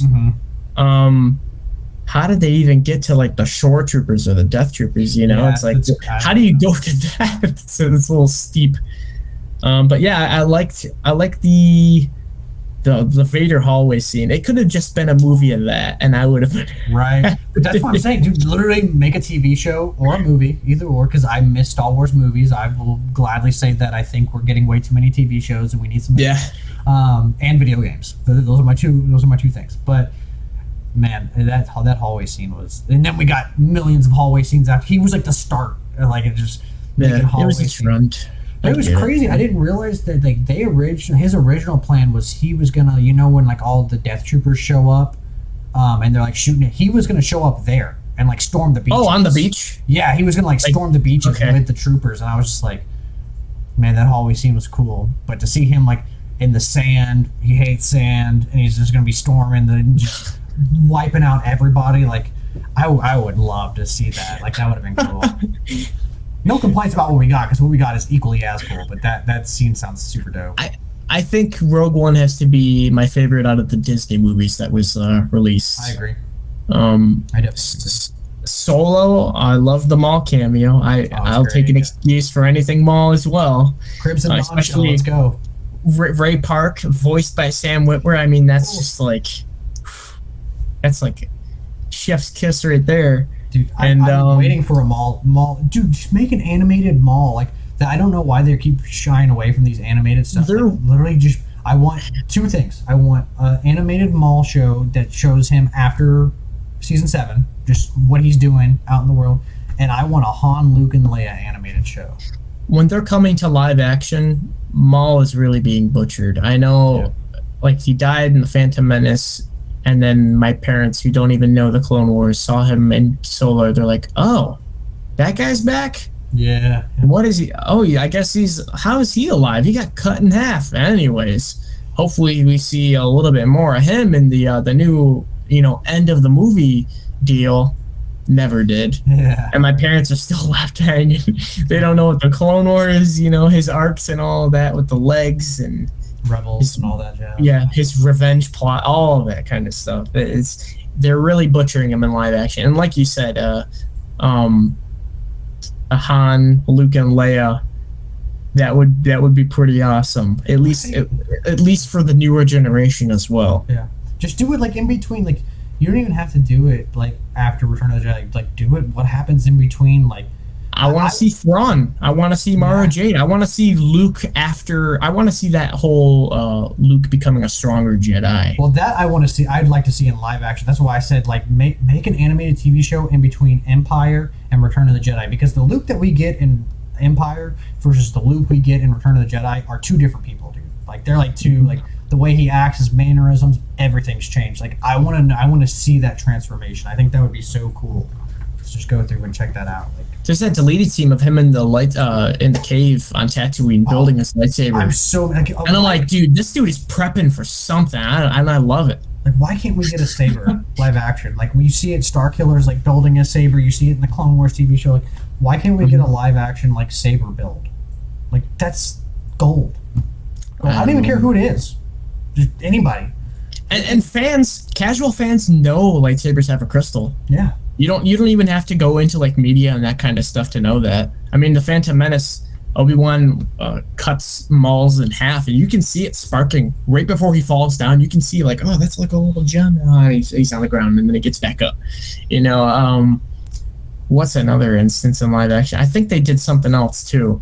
But yeah, there's no excuse why they can't show, a lightsaber dissection.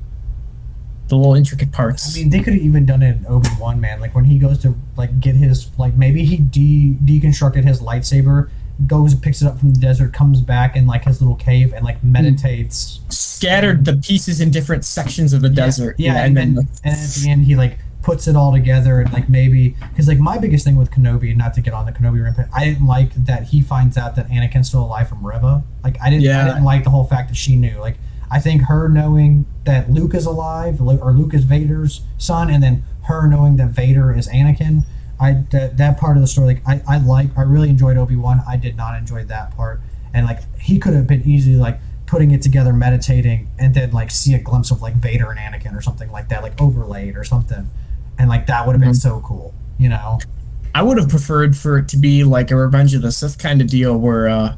When him and Yoda or Obi-Wan and Yoda were looking over the security footage of the temple, they saw Anakin like cutting down one-handed. Sindralik's dead.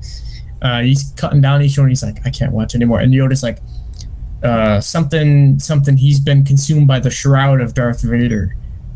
So for Obi-Wan to then like later on see like an intercom of if you don't join the Empire, this is what'll happen to you, and it shows like a hologram of Vader in the suit cutting down a Jedi. Obi-Wan being like, no,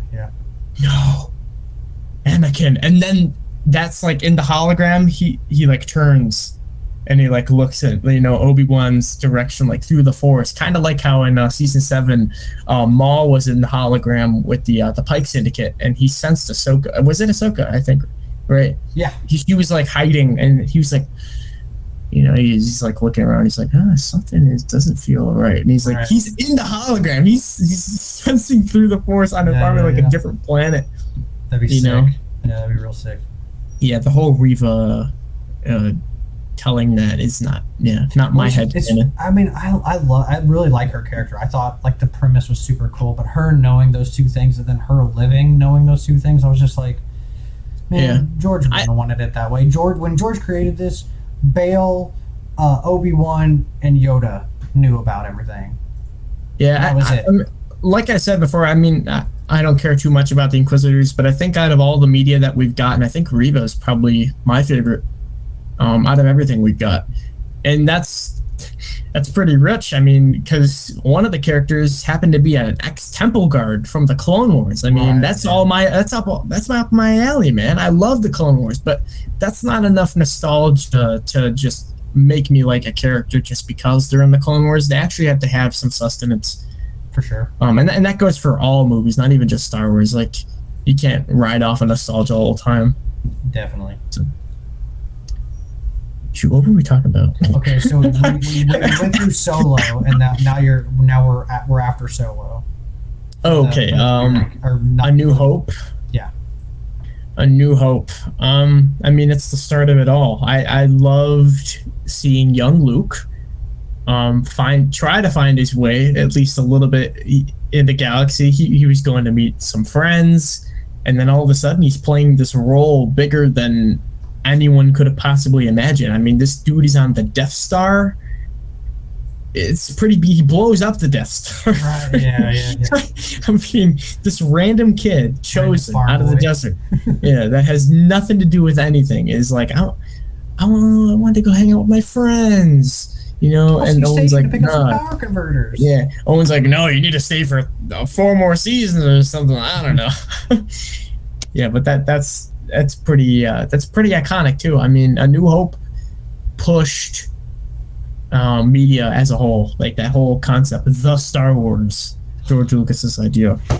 And I just like that whole aspect of that vibe of young Luke trying to find his way in the galaxy. I think that's like everyone can relate to that at some point in their life. Oh yeah, trying to find your way around. Empire is, it shows the brutality of the Empire that I like.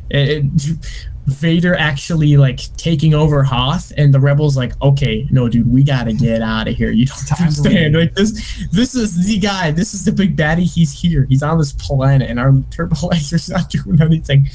So the brutality of the Empire. Seeing a lot of that once again, I really hope we get a lot of that. I'm hoping we get some Separatist stuff too, because apparently he's ex-Separatist. We saw some Phase 2 clones. Yeah, we did. You're right. Yeah, I'm very excited for that. I love factions in Star Wars, if you can tell. Yeah, definitely. I'd love to. That's another reason I'd love to see like the Heir to the Empire comic book series and the book series for the EU. Mm-hmm. I'd love to see that adaptation in like live action or a movie. It seemed like what they're going with Mando and Ahsoka and all that stuff kind of seems like they're aiming in that direction. So who knows?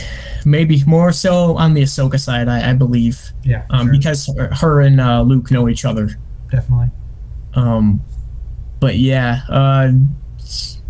I love faction, and just to see how the Empire is treated in Empire Strikes Back. I'm slurring my words. My brain's racing here. I just been talking for almost an hour and a half now. It's an hour and 37 minutes. So we've been talking for some time, man. I will talk Star Wars till I pass out and my head falls off. I feel that. Luke's training though was another big one. Well, learning about the mysticalness of the Force. Like that was a big deal back in the day. Oh yeah. Yoda lifts an X-wing, and then you and I are sitting here like, okay, Force lightning's not a big deal. Show us the good stuff. Back in the day, like lifting an X-wing was pretty crazy, dude. Yeah. Vader just slicing the air like with his lightsaber slowly, like lowering it, and then all of a sudden these boxes are flying at him. Like this dude is powerful. Yeah. All of that kind of stuff is cool for me for Empire Strikes Back. Last one or sequels too, or just Return of the Jedi? Yeah, you can do sequels if you want to, or you can keep it light and fluffy. I know sometimes people aren't the best about the sequels, so I say if you don't want to do them, don't do them, or if you just want to keep it light and fluffy, you can keep it light and fluffy. I can breeze over them super quick. It's Yeah. not like I'm doing with these. Return of the Jedi. I loved. It had that same like Revenge of the Sith feel with just like the areas of the planets and everything. Endor. I mean, come on. Classic. It's like Earth. You have scout troopers, so like a new helmet. Okay, new helmets. Swoop bikes are introduced. Oh, Okay, yeah. we've seen Luke's land speeder, but these are like more so motorcycles. This is cool. Finalized with Palpatine. Ian McDermott's performance throughout the entire Star Wars trilogy is like something to note. Like in the books, like he's the guy. I met this dude, That's and crazy. he's super chill. Yeah, he seems like he's cool. He's like 77, I think, or 78. Like he still got it. I don't care if he's in a Star Wars thing that everyone hates and just I like. If it's Ian McDermott playing the Emperor. Oh, The dude, he dude looked was great in Kenobi. the dude was the Emperor in Angry Birds. He takes any like excuse to be him, and if they can't get him, then they use Sam Witwer. So it's like the Right. best of both worlds. Anytime we see the Emperor, so it's pivotal and it's awesome. Force Awakens. Um,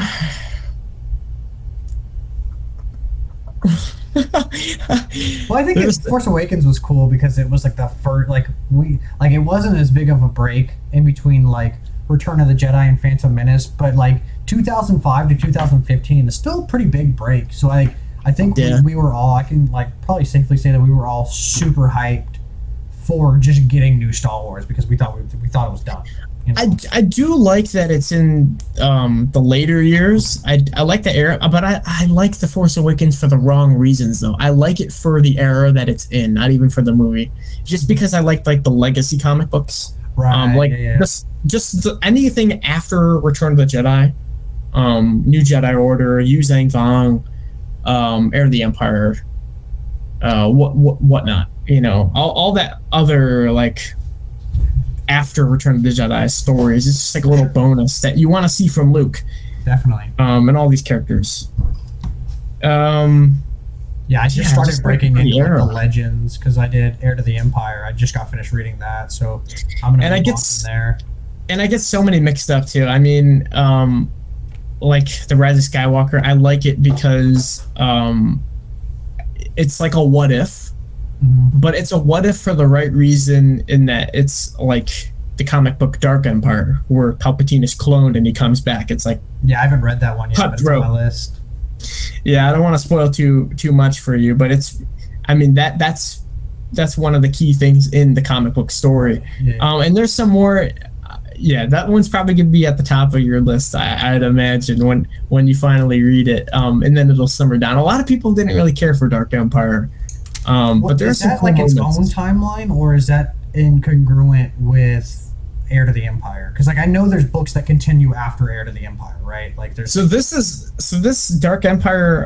There's Dark Empire 1, 2, and then there's Empire's End, which is like a 1 or 2 issue wrap up, kind of lazy ending to the story, which is another reason people didn't like it. But yeah, after Return of the Jedi, Palpatine apparently cloned himself.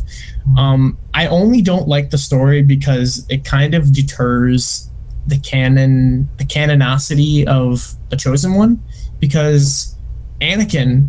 Hold on, I'll restart, because people back in the day, they was like, "Oh, Luke is the Chosen One. He's the kid. He's supposed to beat the baddie." Prequels came out.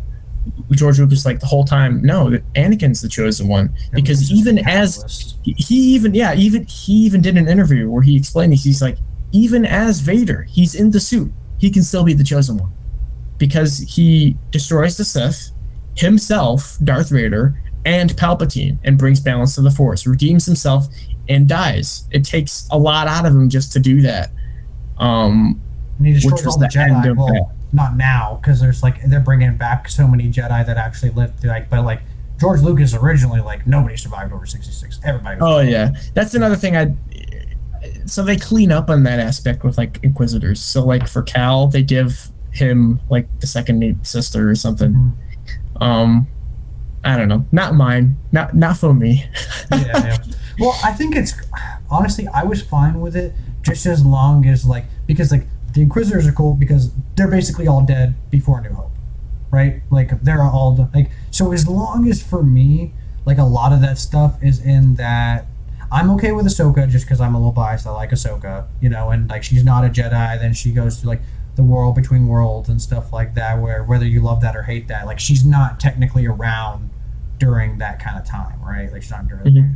So, but yeah, I wish they would, as much as I love to see Jedi and all these people during this time period. I wish they would kind of like pay homage to George's like original idea, where it's like nobody knew who Luke was, nobody knew who Leia was, and there were only there was only Luke and Leia that could save the universe, and then there was Darth Vader and the Emperor.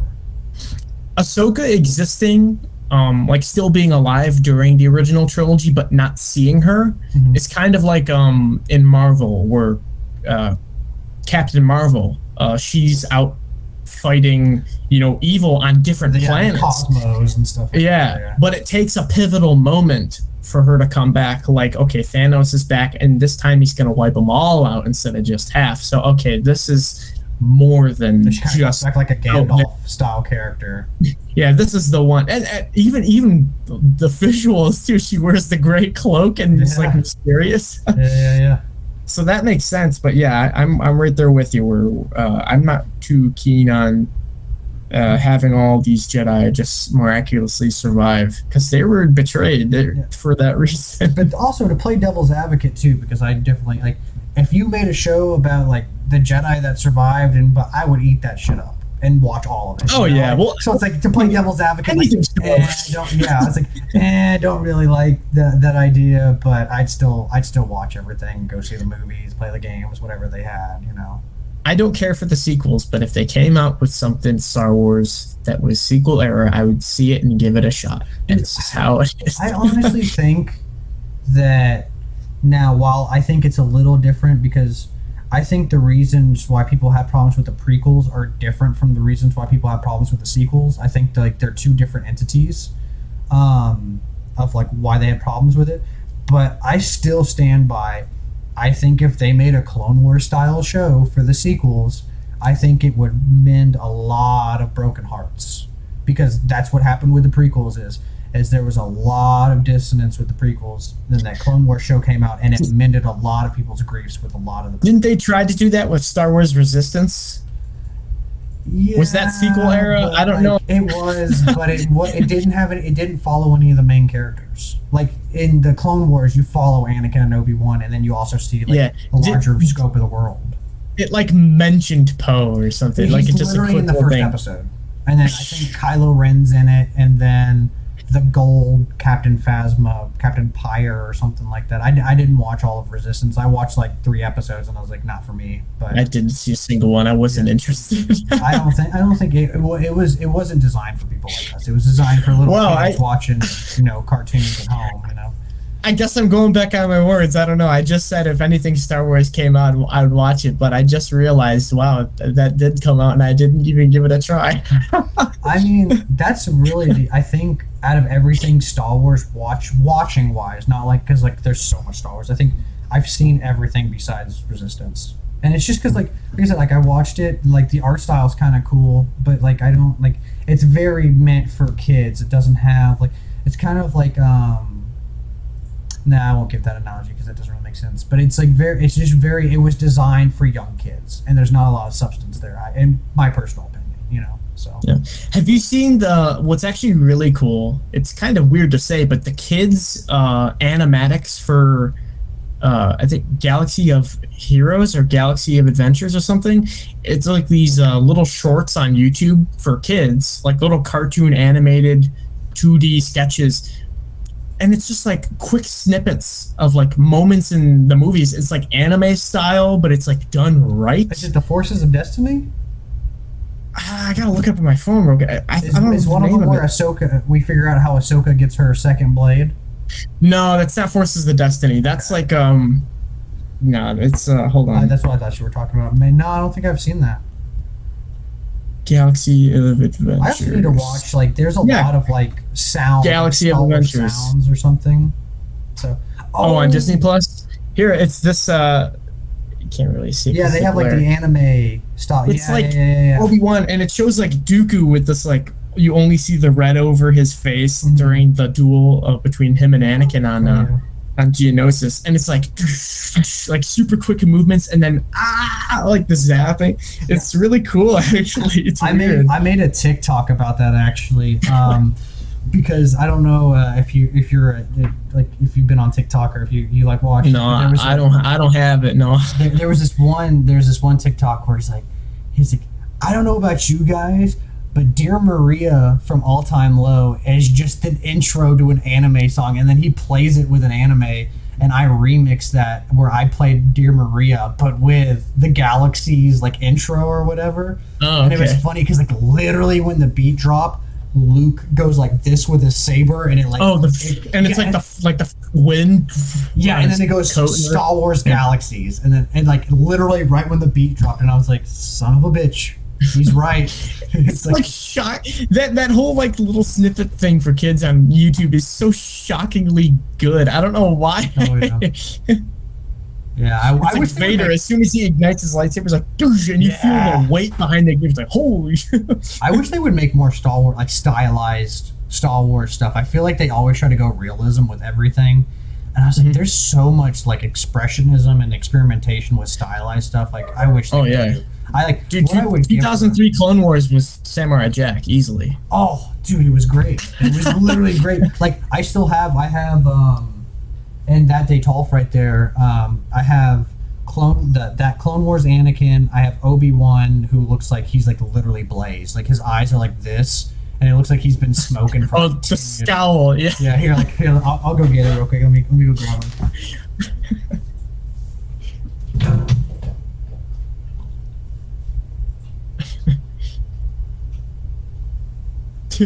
Boop, boop. Ooh, piece of candy. Ooh, piece of candy. What? Ooh, piece of candy. Ooh, piece of candy. Yeah, I got the. That's the Yoda. Oh yeah, those are the little. Those came in the white boxes, right? Yeah, with the bubbles on. I'm trying to collect them all. I don't have. I want to get Dirge and Grievous, but I don't want to pay $50 for them. So I'm struggling. But yeah, here's like Anakin with his little like square feet, and then I'll show you. I saved Obi-Wan for last because he literally looks like he's been token for 10 years. Like, look at his. I don't know if it'll Sure. like focus on him. Yeah, there you go. You can see it. And it just looks like he's been smoking for days, but it cracks me up. But yeah, I don't know what they've been putting in that food at the Jedi Temple. just trying too many death sticks, I guess. You know. Didn't they have another one of those figures? It was Yoda with like his hood up, riding that like horned deer. Yeah, goat actually, I don't know where I have like a box of Star Wars toys, but they made a realistic version of that where it's like a realistic one with it, and I have that toy of him like sitting on the little ox and stuff like that. No, dude, they came out with so many of those Clone Wars. Like, there's I think his name was Fordo. It was like Rex before Rex was a thing. Oh yeah, he had the Jag eyes. Yeah. They turned that into the 2008 Clone Wars. They made the Jag eyes a recurring thing. Well, it's cool because he was red, and like red's my favorite color, so I was like, oh man, that's so cool. But yeah, they have fall back. Yeah, yeah, dude. No, I still have plans. I want to do a 2003, like in the aesthetic and everything, Clone Wars, like phase 1 outfit. Like, I think that would be so cool, and that's Samurai Jack style. I'm gonna have to model it myself because I can't. I don't know if anybody's done those type of files, but Atlas Props, I think it is. He makes a Fordo 2003 Fordo helmet. All right, hold on. We gotta type. I got Atlas because I know it's Atlas Co. Right? That's like his Atlas Co. or Atlas Props. Let me. I think I'm following him on Instagram. He makes a Fordo helmet from 2003. Interesting. Okay. Atlas.co. Yeah, .co. I see a lot of his stuff. Yeah, his stuff's pretty cool. He like sculpts all his stuff though. Like, he does it by Yeah, he does them in like a poly kind of clay. But yeah, here's his Instagram. That's yeah, I see it. Yeah, dang, that's like terrible glare. It's tough. It's a Fordo. Yeah, that's so cool, man. I want to do like the whole stylized thing. Like I'm gonna draw like a black outline around like the whole character and stuff like that, and do all that. So while we're on the topic of 2003, let me just share a quick moment. This is like the one thing I wanted to get out on my chest during this podcast because I didn't get to say it last time. So let me just grab it. Yeah, go for it. Go for it. Thank you guys also, by the way, if you've made it this, we're about almost 2 hours in, so thank you guys for watching and hanging out and talking Star Wars with us. So, here, a shout out to Galactic Armory. Dude, love his stuff.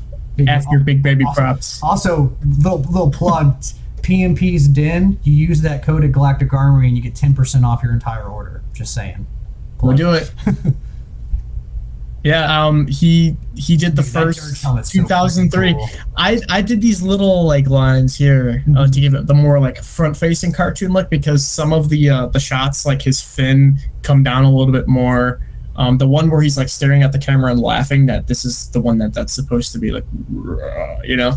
My mom's friend, who's a seamstress, she makes wedding dresses and stuff. I went to Joanne Fabrics and I picked out the colors and everything, you know, the navy blue felt with the taupe kind of gray, and then this like pleated. She did this insane pleating work. It's like like a bounty hunter's kind of pleating. I just wanted, this is not even part of the thing in the show. I just was like, I want a little brown bit off the back to make it look like, you know, realism came into it. And this has like Velcro in it, so it snaps in and creates the neck drapes that you see, which so into 2003, it makes it look like he's got the mega neck, but they're supposed to be like these cloth drapes.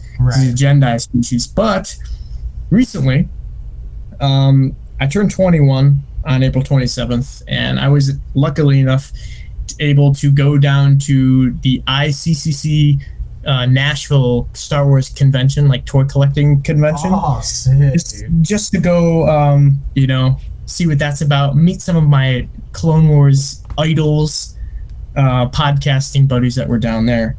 And I actually got the Dirge drapes signed by James Arnold Taylor. Heck yeah. It says, Jake, the Force is strong with you. He underlined strong. James Arnold Taylor, Obi-Wan, and Plo Koon. Yeah, so cool. I was like, hey, I got this. I didn't bring the helmet with me. I just brought the drapes, and I showed him my Instagram. And he's like, oh yeah, I've been doing Clone Wars for like upwards of 17 years now. I forgot I did that Clone Wars. Yeah, awesome. I was shocked you even remembered that character. He was on screen for a little bit. I'm like, you understand, man? Like this means so much to me that I'm meeting you right now. He comes around the table. He hugs me. All right, so that was one thing. So here's the big deal. This right here is the fulcrum tattoo. I had him draw this line right here in Sharpie, and as I got into the other line for Matt Lanter, I was waiting to go talk to him. I saw Ashley Eckstein's family sitting in the corner, her mom, her husband, her dad, just chilling on their phones, and I leaned in, you know, just like gussy him up, you know, just be a good guy. I'm like, listen, your daughter is so talented, your wife is so talented. It's just like, I am at loss for words on how humbling she is, how nice of a person she is, and that energy reflects off of you guys, because I also know that you guys are awesome. You know, the gussying up kind of words, and they're like, oh, like her dad says, what's her name, bud? And I'm like, Jake, and they're like, well, you want to take a picture with us? And I'm like, you let me do that? And they're like, yeah, to get up. And they stood up. I'm like, okay. And I put my arms around. I'm probably like the only person in the convention that got a picture with Family Tano. That's funny. Yeah, that's awesome. The Ecksteins. And then I get into, and then Matt saw that and he was like laughing to the side. And it's finally my turn to walk up to him. And I'm like, listen, man, I just got this signed by him because he was Obi-Wan. I don't have the things with me, but I plan on meeting you again in the future to show you. But I would really appreciate it if you could do this. And I slapped my arm on the table, held up a picture of the fulcrum symbol that I used for James, and he did the other line. And I'm like, okay, this is James doing the first one basically sealed the deal because he could have said no for doing the next. But I'm like, okay, now how am I going to get this completed? Because Ashley's line is a little bit more VIP for some reason. Right. Her line goes into a different room. And I just had general admission. Some of my podcast buddies actually had VIPs, but they weren't near me. I was alone at the time. So I get out of that room on cloud 9, by the way. I'm like, oh, dude, oh, what? And I'm like, okay, how am I gonna get my tattoo finished? I need to meet Ashley, this kind of deal. And the golden gates open up. One of the other podcast dude was just chilling there on his phone. He's like, oh, hey, Jake. And I'm like, yeah, I met you last night. You seem like a really cool dude. Hey, here's my situation. And he's like, oh, yeah, hey, well, I got this VIP pass that I'm not going to use. Do you want it? I'm like, you have one of them? What is that? What is that? And he's like, oh, it lets you skip the line. And I'm like, dude, the line is 2 hours, and she's going to close in like an hour and a half maybe, so she might not even go through all the people. So this would be my shot. Everything for the clouds and stars aligned. Everything fell in perfect. Him giving me that as soon as I walked out, I'm like, dude, and I hugged him. I'm like, dude, I just met you last night, but you were awesome, man. And I'm like, yeah, bro, forever. Like that Arnold Schwarzenegger with Carl Weathers. Like, yeah. You son of a bitch. Yeah. We get up to where you buy the photo ops and stuff by like the staff for the hotel.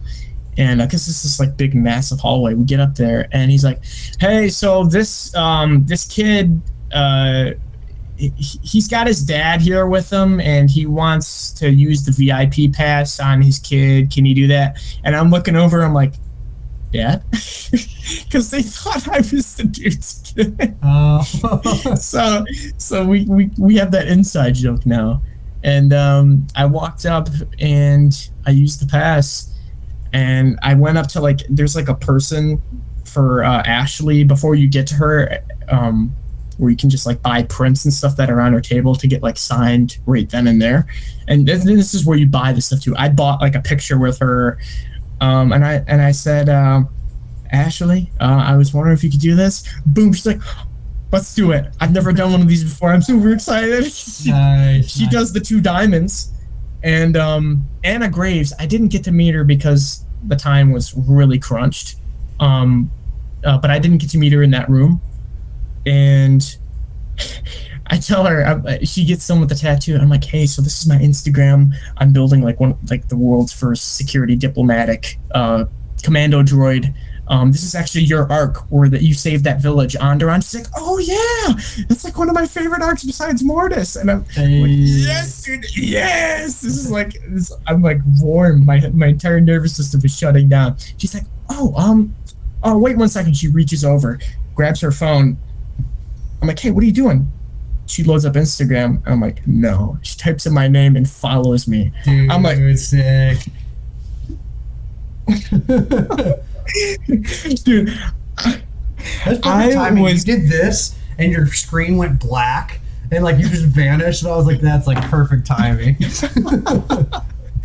I was taken down. I was on a different level, and then I told her, "I'm like, you don't understand." Because I met them yesterday, and I said, and James was like, oh, come here, man. And James Arnold Taylor hugged me. So the next day when I got the Dirge Drape signed by him, I went up to the line, got him to him, and he sees me.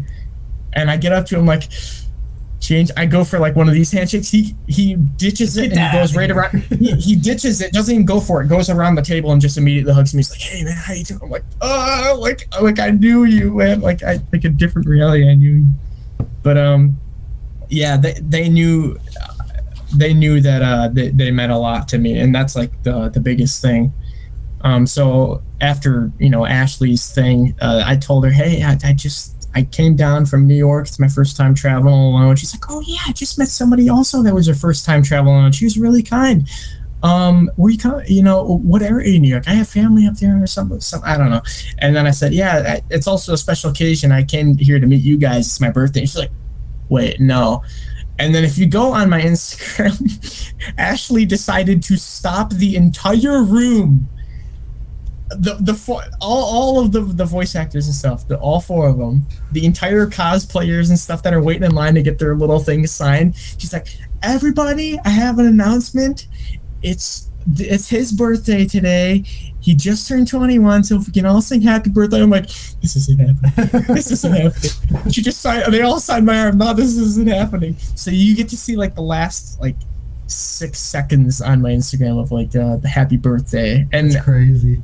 Dude, and then later that night, I was eating dinner with the Hangar Bay guys, and right out in the courtyard, Anna Graves sees me through the window, and she knocks like, "Hi, how you doing?" I run outside, I hug her, I'm like, "Can I get a picture?" She's like, "Yeah, we get a picture." It was just, I will never come down from this moment again. But everything that happened at ICCC, meeting the Emperor,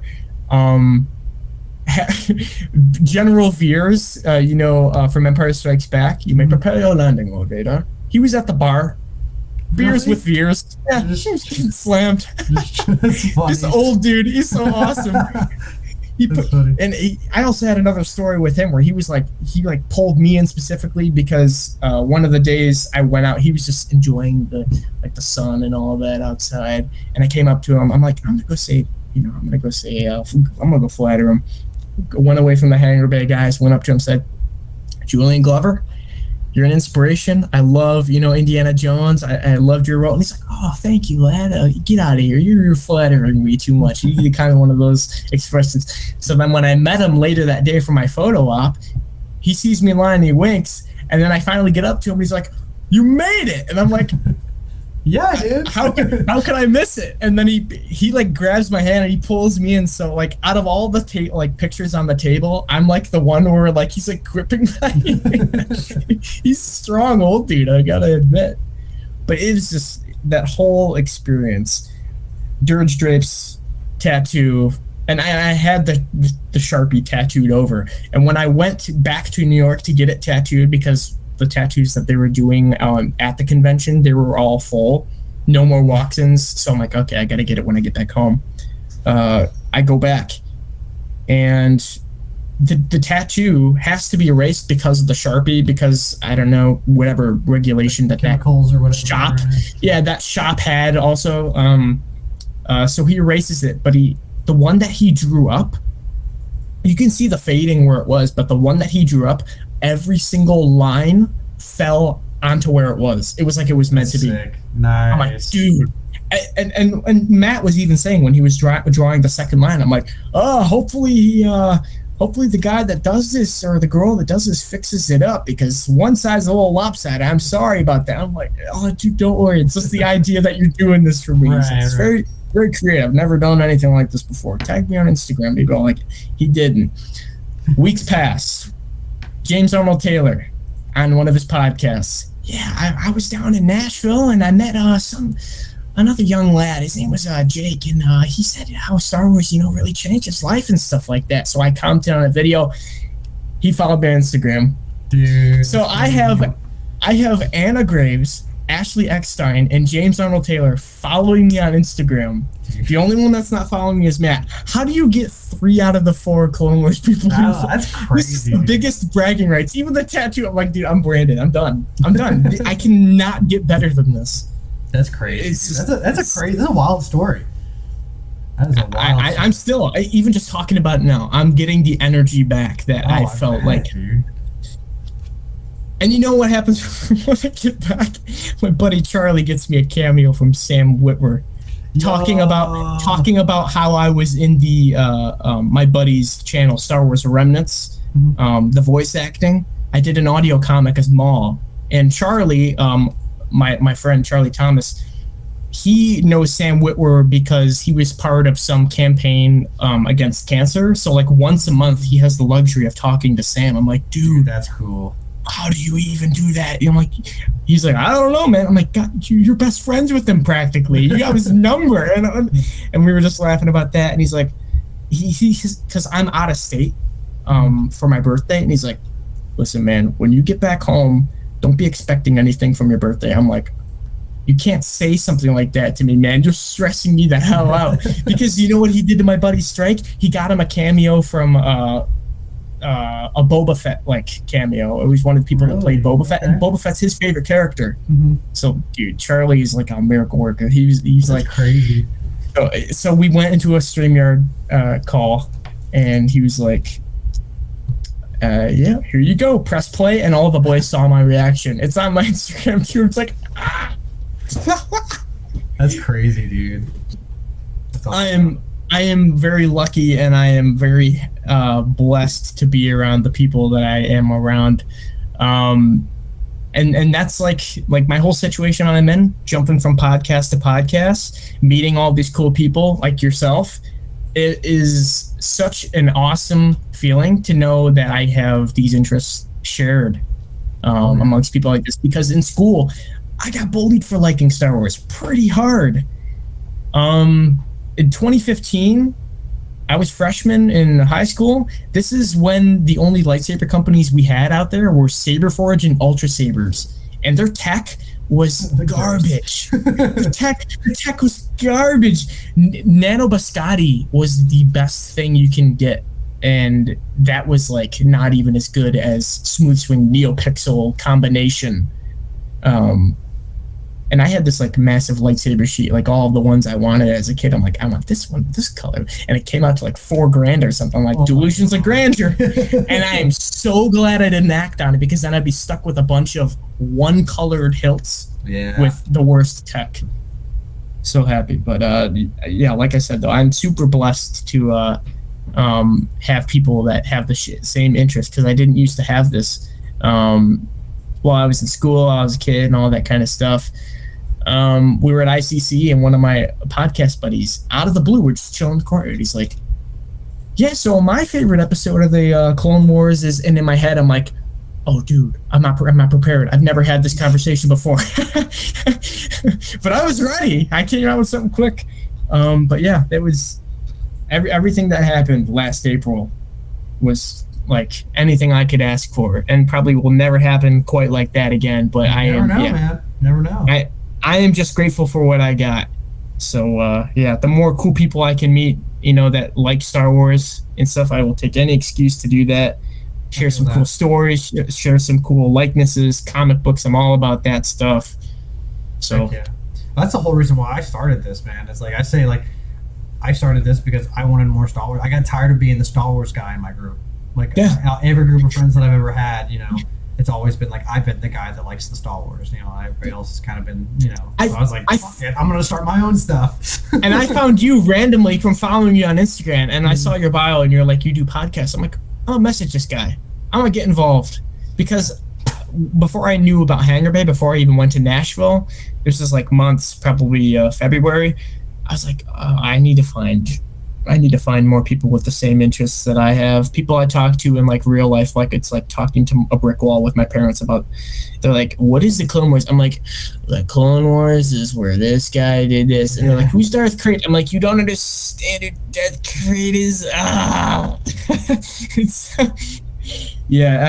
I needed to branch out and do that, so I filtered. I found Hangar Bay by finding X-Wing's channel, filtering the keywords Star Wars chat to live on YouTube. That's the only way I found it, and I got involved. About that, and I was like, dang, I need to start going live now, because I didn't even know that was like a thing where you could just like search that. I was like, dang, I need to start going live more. And I'm probably like one of the only few people that did it, but my method worked, and I've gotten involved, and I got to meet a lot of really cool people. Even the people of PMPS Den, I can't wait to be on more roundtables, more discussions and stuff like that. So, well, dude, we're gonna have so many more. Like I said, I already got. Well, I just did a podcast with Ben, and he was saying he wanted to do a Clone Wars season 3, or not season 3, Clone Wars 2003 roundtable. Count me in. And I was just like, man, maybe we do. I'm a little weird about watch parties, man. I kind of like I don't know if I'll ever do like something that has already come out, like Kenobi. Like I don't know if I'll ever do like a Kenobi watch party or something like that. Like something that's like I kind of like having that, and like it's something special for me. Just sitting down, like with my alone family and or friends. soaking it in. Well, Yeah. yeah, just people I trust, but like doing like a live or recording my reaction, like I'll rewatch it and do that. But that first experience is kind of always for me. Hmm. Um, Well, yeah, I was partial to it too. I mean, when Kenobi came out, I would have only done it if I had people that I could, watch it with that I trusted in that same kind of relationship where they liked it and they're not gonna, talk during the show or those right. little things. But yeah, you go, you go to our watch party. I cried. Yeah. You can visibly see me cry on camera, and I can't say I've done that before online before. But now that it's out there, I feel comfortable. Hell, Yeah. I'd cry again. I'll cry right now. Insult me. Do it. Also, You won't. I also feel like I wouldn't be very fun to watch because like a lot of my stuff, like I'm very stone faced, but like everything's happening like internally, Oh, like I'm very so, like I look yeah, like all like look some like that points would were be like me the that for whole. me. Yeah, like we had one of our watch party buddies. Their dad did a review of us, and they're like, "Oh, I love these." He's from Finland. He's like, "I love these bros. I love them." Look at, oh, Strike. He's going crazy. Oh, Charlie's like, "Yeah, JT, yeah." Like, and he's got this accent. I'm like, dude, this guy's awesome. He's so wholesome. Heck But yeah. yeah, you just put yourself out there, man. He's some one time he even said, I think JT forgets to breathe at some points. Yeah, but you just put yourself out there, man, and once you have you at your lowest online, anything else is like whatever. Yeah. Well, really, just for the watch party, I don't mind doing anything else. It's just those watch alongs. Like also too, like everybody and their mom's doing watch parties. So I'm like, do I need to really hop on that bandwagon? Because like literally everybody, like if you're a Star Wars content creator, more than likely you've done probably a watch party. More than likely. Yeah. Well, I did it only because I wanted to be with my buddies when I saw For the sure. thing when it was coming out, and they were hosting it. So I'm like, okay, I don't care if I'm on their channel. It's whatever. Right, right. And hey, like So I said, like no hate to people who do it. Like hell, I might even do one in the future. But as of right now, I kind of so about it. But what would you say? What would I'll leave you with this final question: is if Lucasfilm came to you and was like, "What do you want for a Star Wars movie, TV show, whatever?" But it has to be an idea that you come out with. What would you pitch them? Oh, I would easily pick the Clone Wars. I am a Clone Wars nut. I'm a prequel baby on top of it. And then, yeah, 2003 Clone Wars. Watched every episode as they came out. 2008 Clone Wars. Every episode as they came out. I just vividly remember gluing my eyes to Cartoon Network, waiting for these things to happen. So hell, that might even be my first Star Wars experience, and I just can't quite piece it together. But it would easily be Clone Wars era. Story wise, you'd have to. Would it be a movie? Would it be a video game? Like, what would you pitch them within the Clone Wars era? It would probably be a live action TV show. Okay. I think a movie would make a little bit too much sense, falling right in between episode 2 and 3. But I like the headcanon where episode 3 is right after 2. And then you can decide if you want to watch the Clone Wars. I like that deciding factor because then that goes for all the shows. You can decide if you want to go into them. For sure. Because it's like Rebels was awesome. I didn't see the entire thing. I saw the key pivotal episodes, but like the Thrawn stuff was very good. The Lothal, spy and that kind of vibe. The Empire stuff was very cool. Inquisitors, they still looked cool though. I mean, it's just like I have that choice, and I like the choice. So I'd probably do a live action Clone Wars. Fair. Definitely would include Cad Bane. Definitely would show some Quinlan Voss with Ayla Secura instead of Obi-Wan, because I love the Republic comics from Dark Horse. Yeah, Dirge with Asajj Ventress, all that stuff. I'd make it really compact, 1 hour long episodes, maybe 10 episodes long. Very cool. Yeah. Yeah, dude. That's a good answer. Well, man, thank you again for coming on. And I don't think this is, I think Rex Skyfighter had the longest one. I think his was almost like 3 hours. Dude, that dude can talk, man. It was great, but dude, even 2 hours. I like his accent. Yeah, right. We're at 2 hours and 20 minutes, which is also like Nice. no small feat. So we thank you for coming on and talking to me about Star Wars. And you're of course going to be on again, and we have plans in the future for doing other stuff. But why don't you go ahead and plug all your social media or your Instagram again for the good listeners, just so they know where to find you. So my buddy's YouTube channel is Star Wars Remnants. We don't have a whole lot of videos. We're growing a little bit, but we have some what if kind of content, like what if Anakin trained Starkiller. We have the channel's called Remnants because we go over Lucasfilm era content from like comic books and stuff. So like the 2000 Darth Maul comic where it shows Palpatine like, take out the black sun. You will do my bidding until I find a new apprentice. You know, that kind of stuff. Oh, yeah. So, and that's even heightened by Sam Witwer like approving my Maul. Like he watched the video and he's like, swole head for it. Yeah. Like, yeah, good job. But yeah, it's Star Wars Remnants. We just it comes down to my buddy Aiden and Strike when they get content pushed out, but you can count on seeing me being a voice actor for some characters. Very cool. On there, and some other talented people on there as well. And then my main is my Instagram, j.t.lovecraft, and I just post I just post whatever I want. It's mainly gonna be Star Wars, sometimes not, but most of the time it'll be lightsaber content, collecting. Kind of, cool maybe stuff. I don't know. Cool stuff. Star Wars stuff. Yeah, Star Wars. That's pretty much it, though. Right on. Well, you guys can follow me on Instagram, Twitter, all TikTok, all that stuff at PMPS_DEN. That's PMP's Den, yeah. And then obviously like on YouTube and anywhere you listen to podcasts, you guys can find me. If you guys are interested in 3D printing, like nerdy video game stuff and Star Wars stuff, check out my 3D printing business. Yes. Yeah, PNP Creations. It's super cool, and I post a lot to that as well. So, and you guys can also find me on all the social. I have all the social medias, so it's just PNP Creations with a Z. But yes, thank you guys. If you like Star Wars, DM them. Get involved with the community. I'd love to talk to more Star Wars people. No, I'm always looking for people. I mean, obviously you gotta have some knowledge. You have to at least see like the movies or something like that. Because if you don't know anything about Star Wars, then we don't have anything to talk about. But if you're a diehard fan or medium fan, you know, just come on and like DM me. I'm pretty chill dude. So you come on and talk to me about anything. But thank you guys for watching. And I will catch you in the next video. And as always, may the Force be with you. Peace.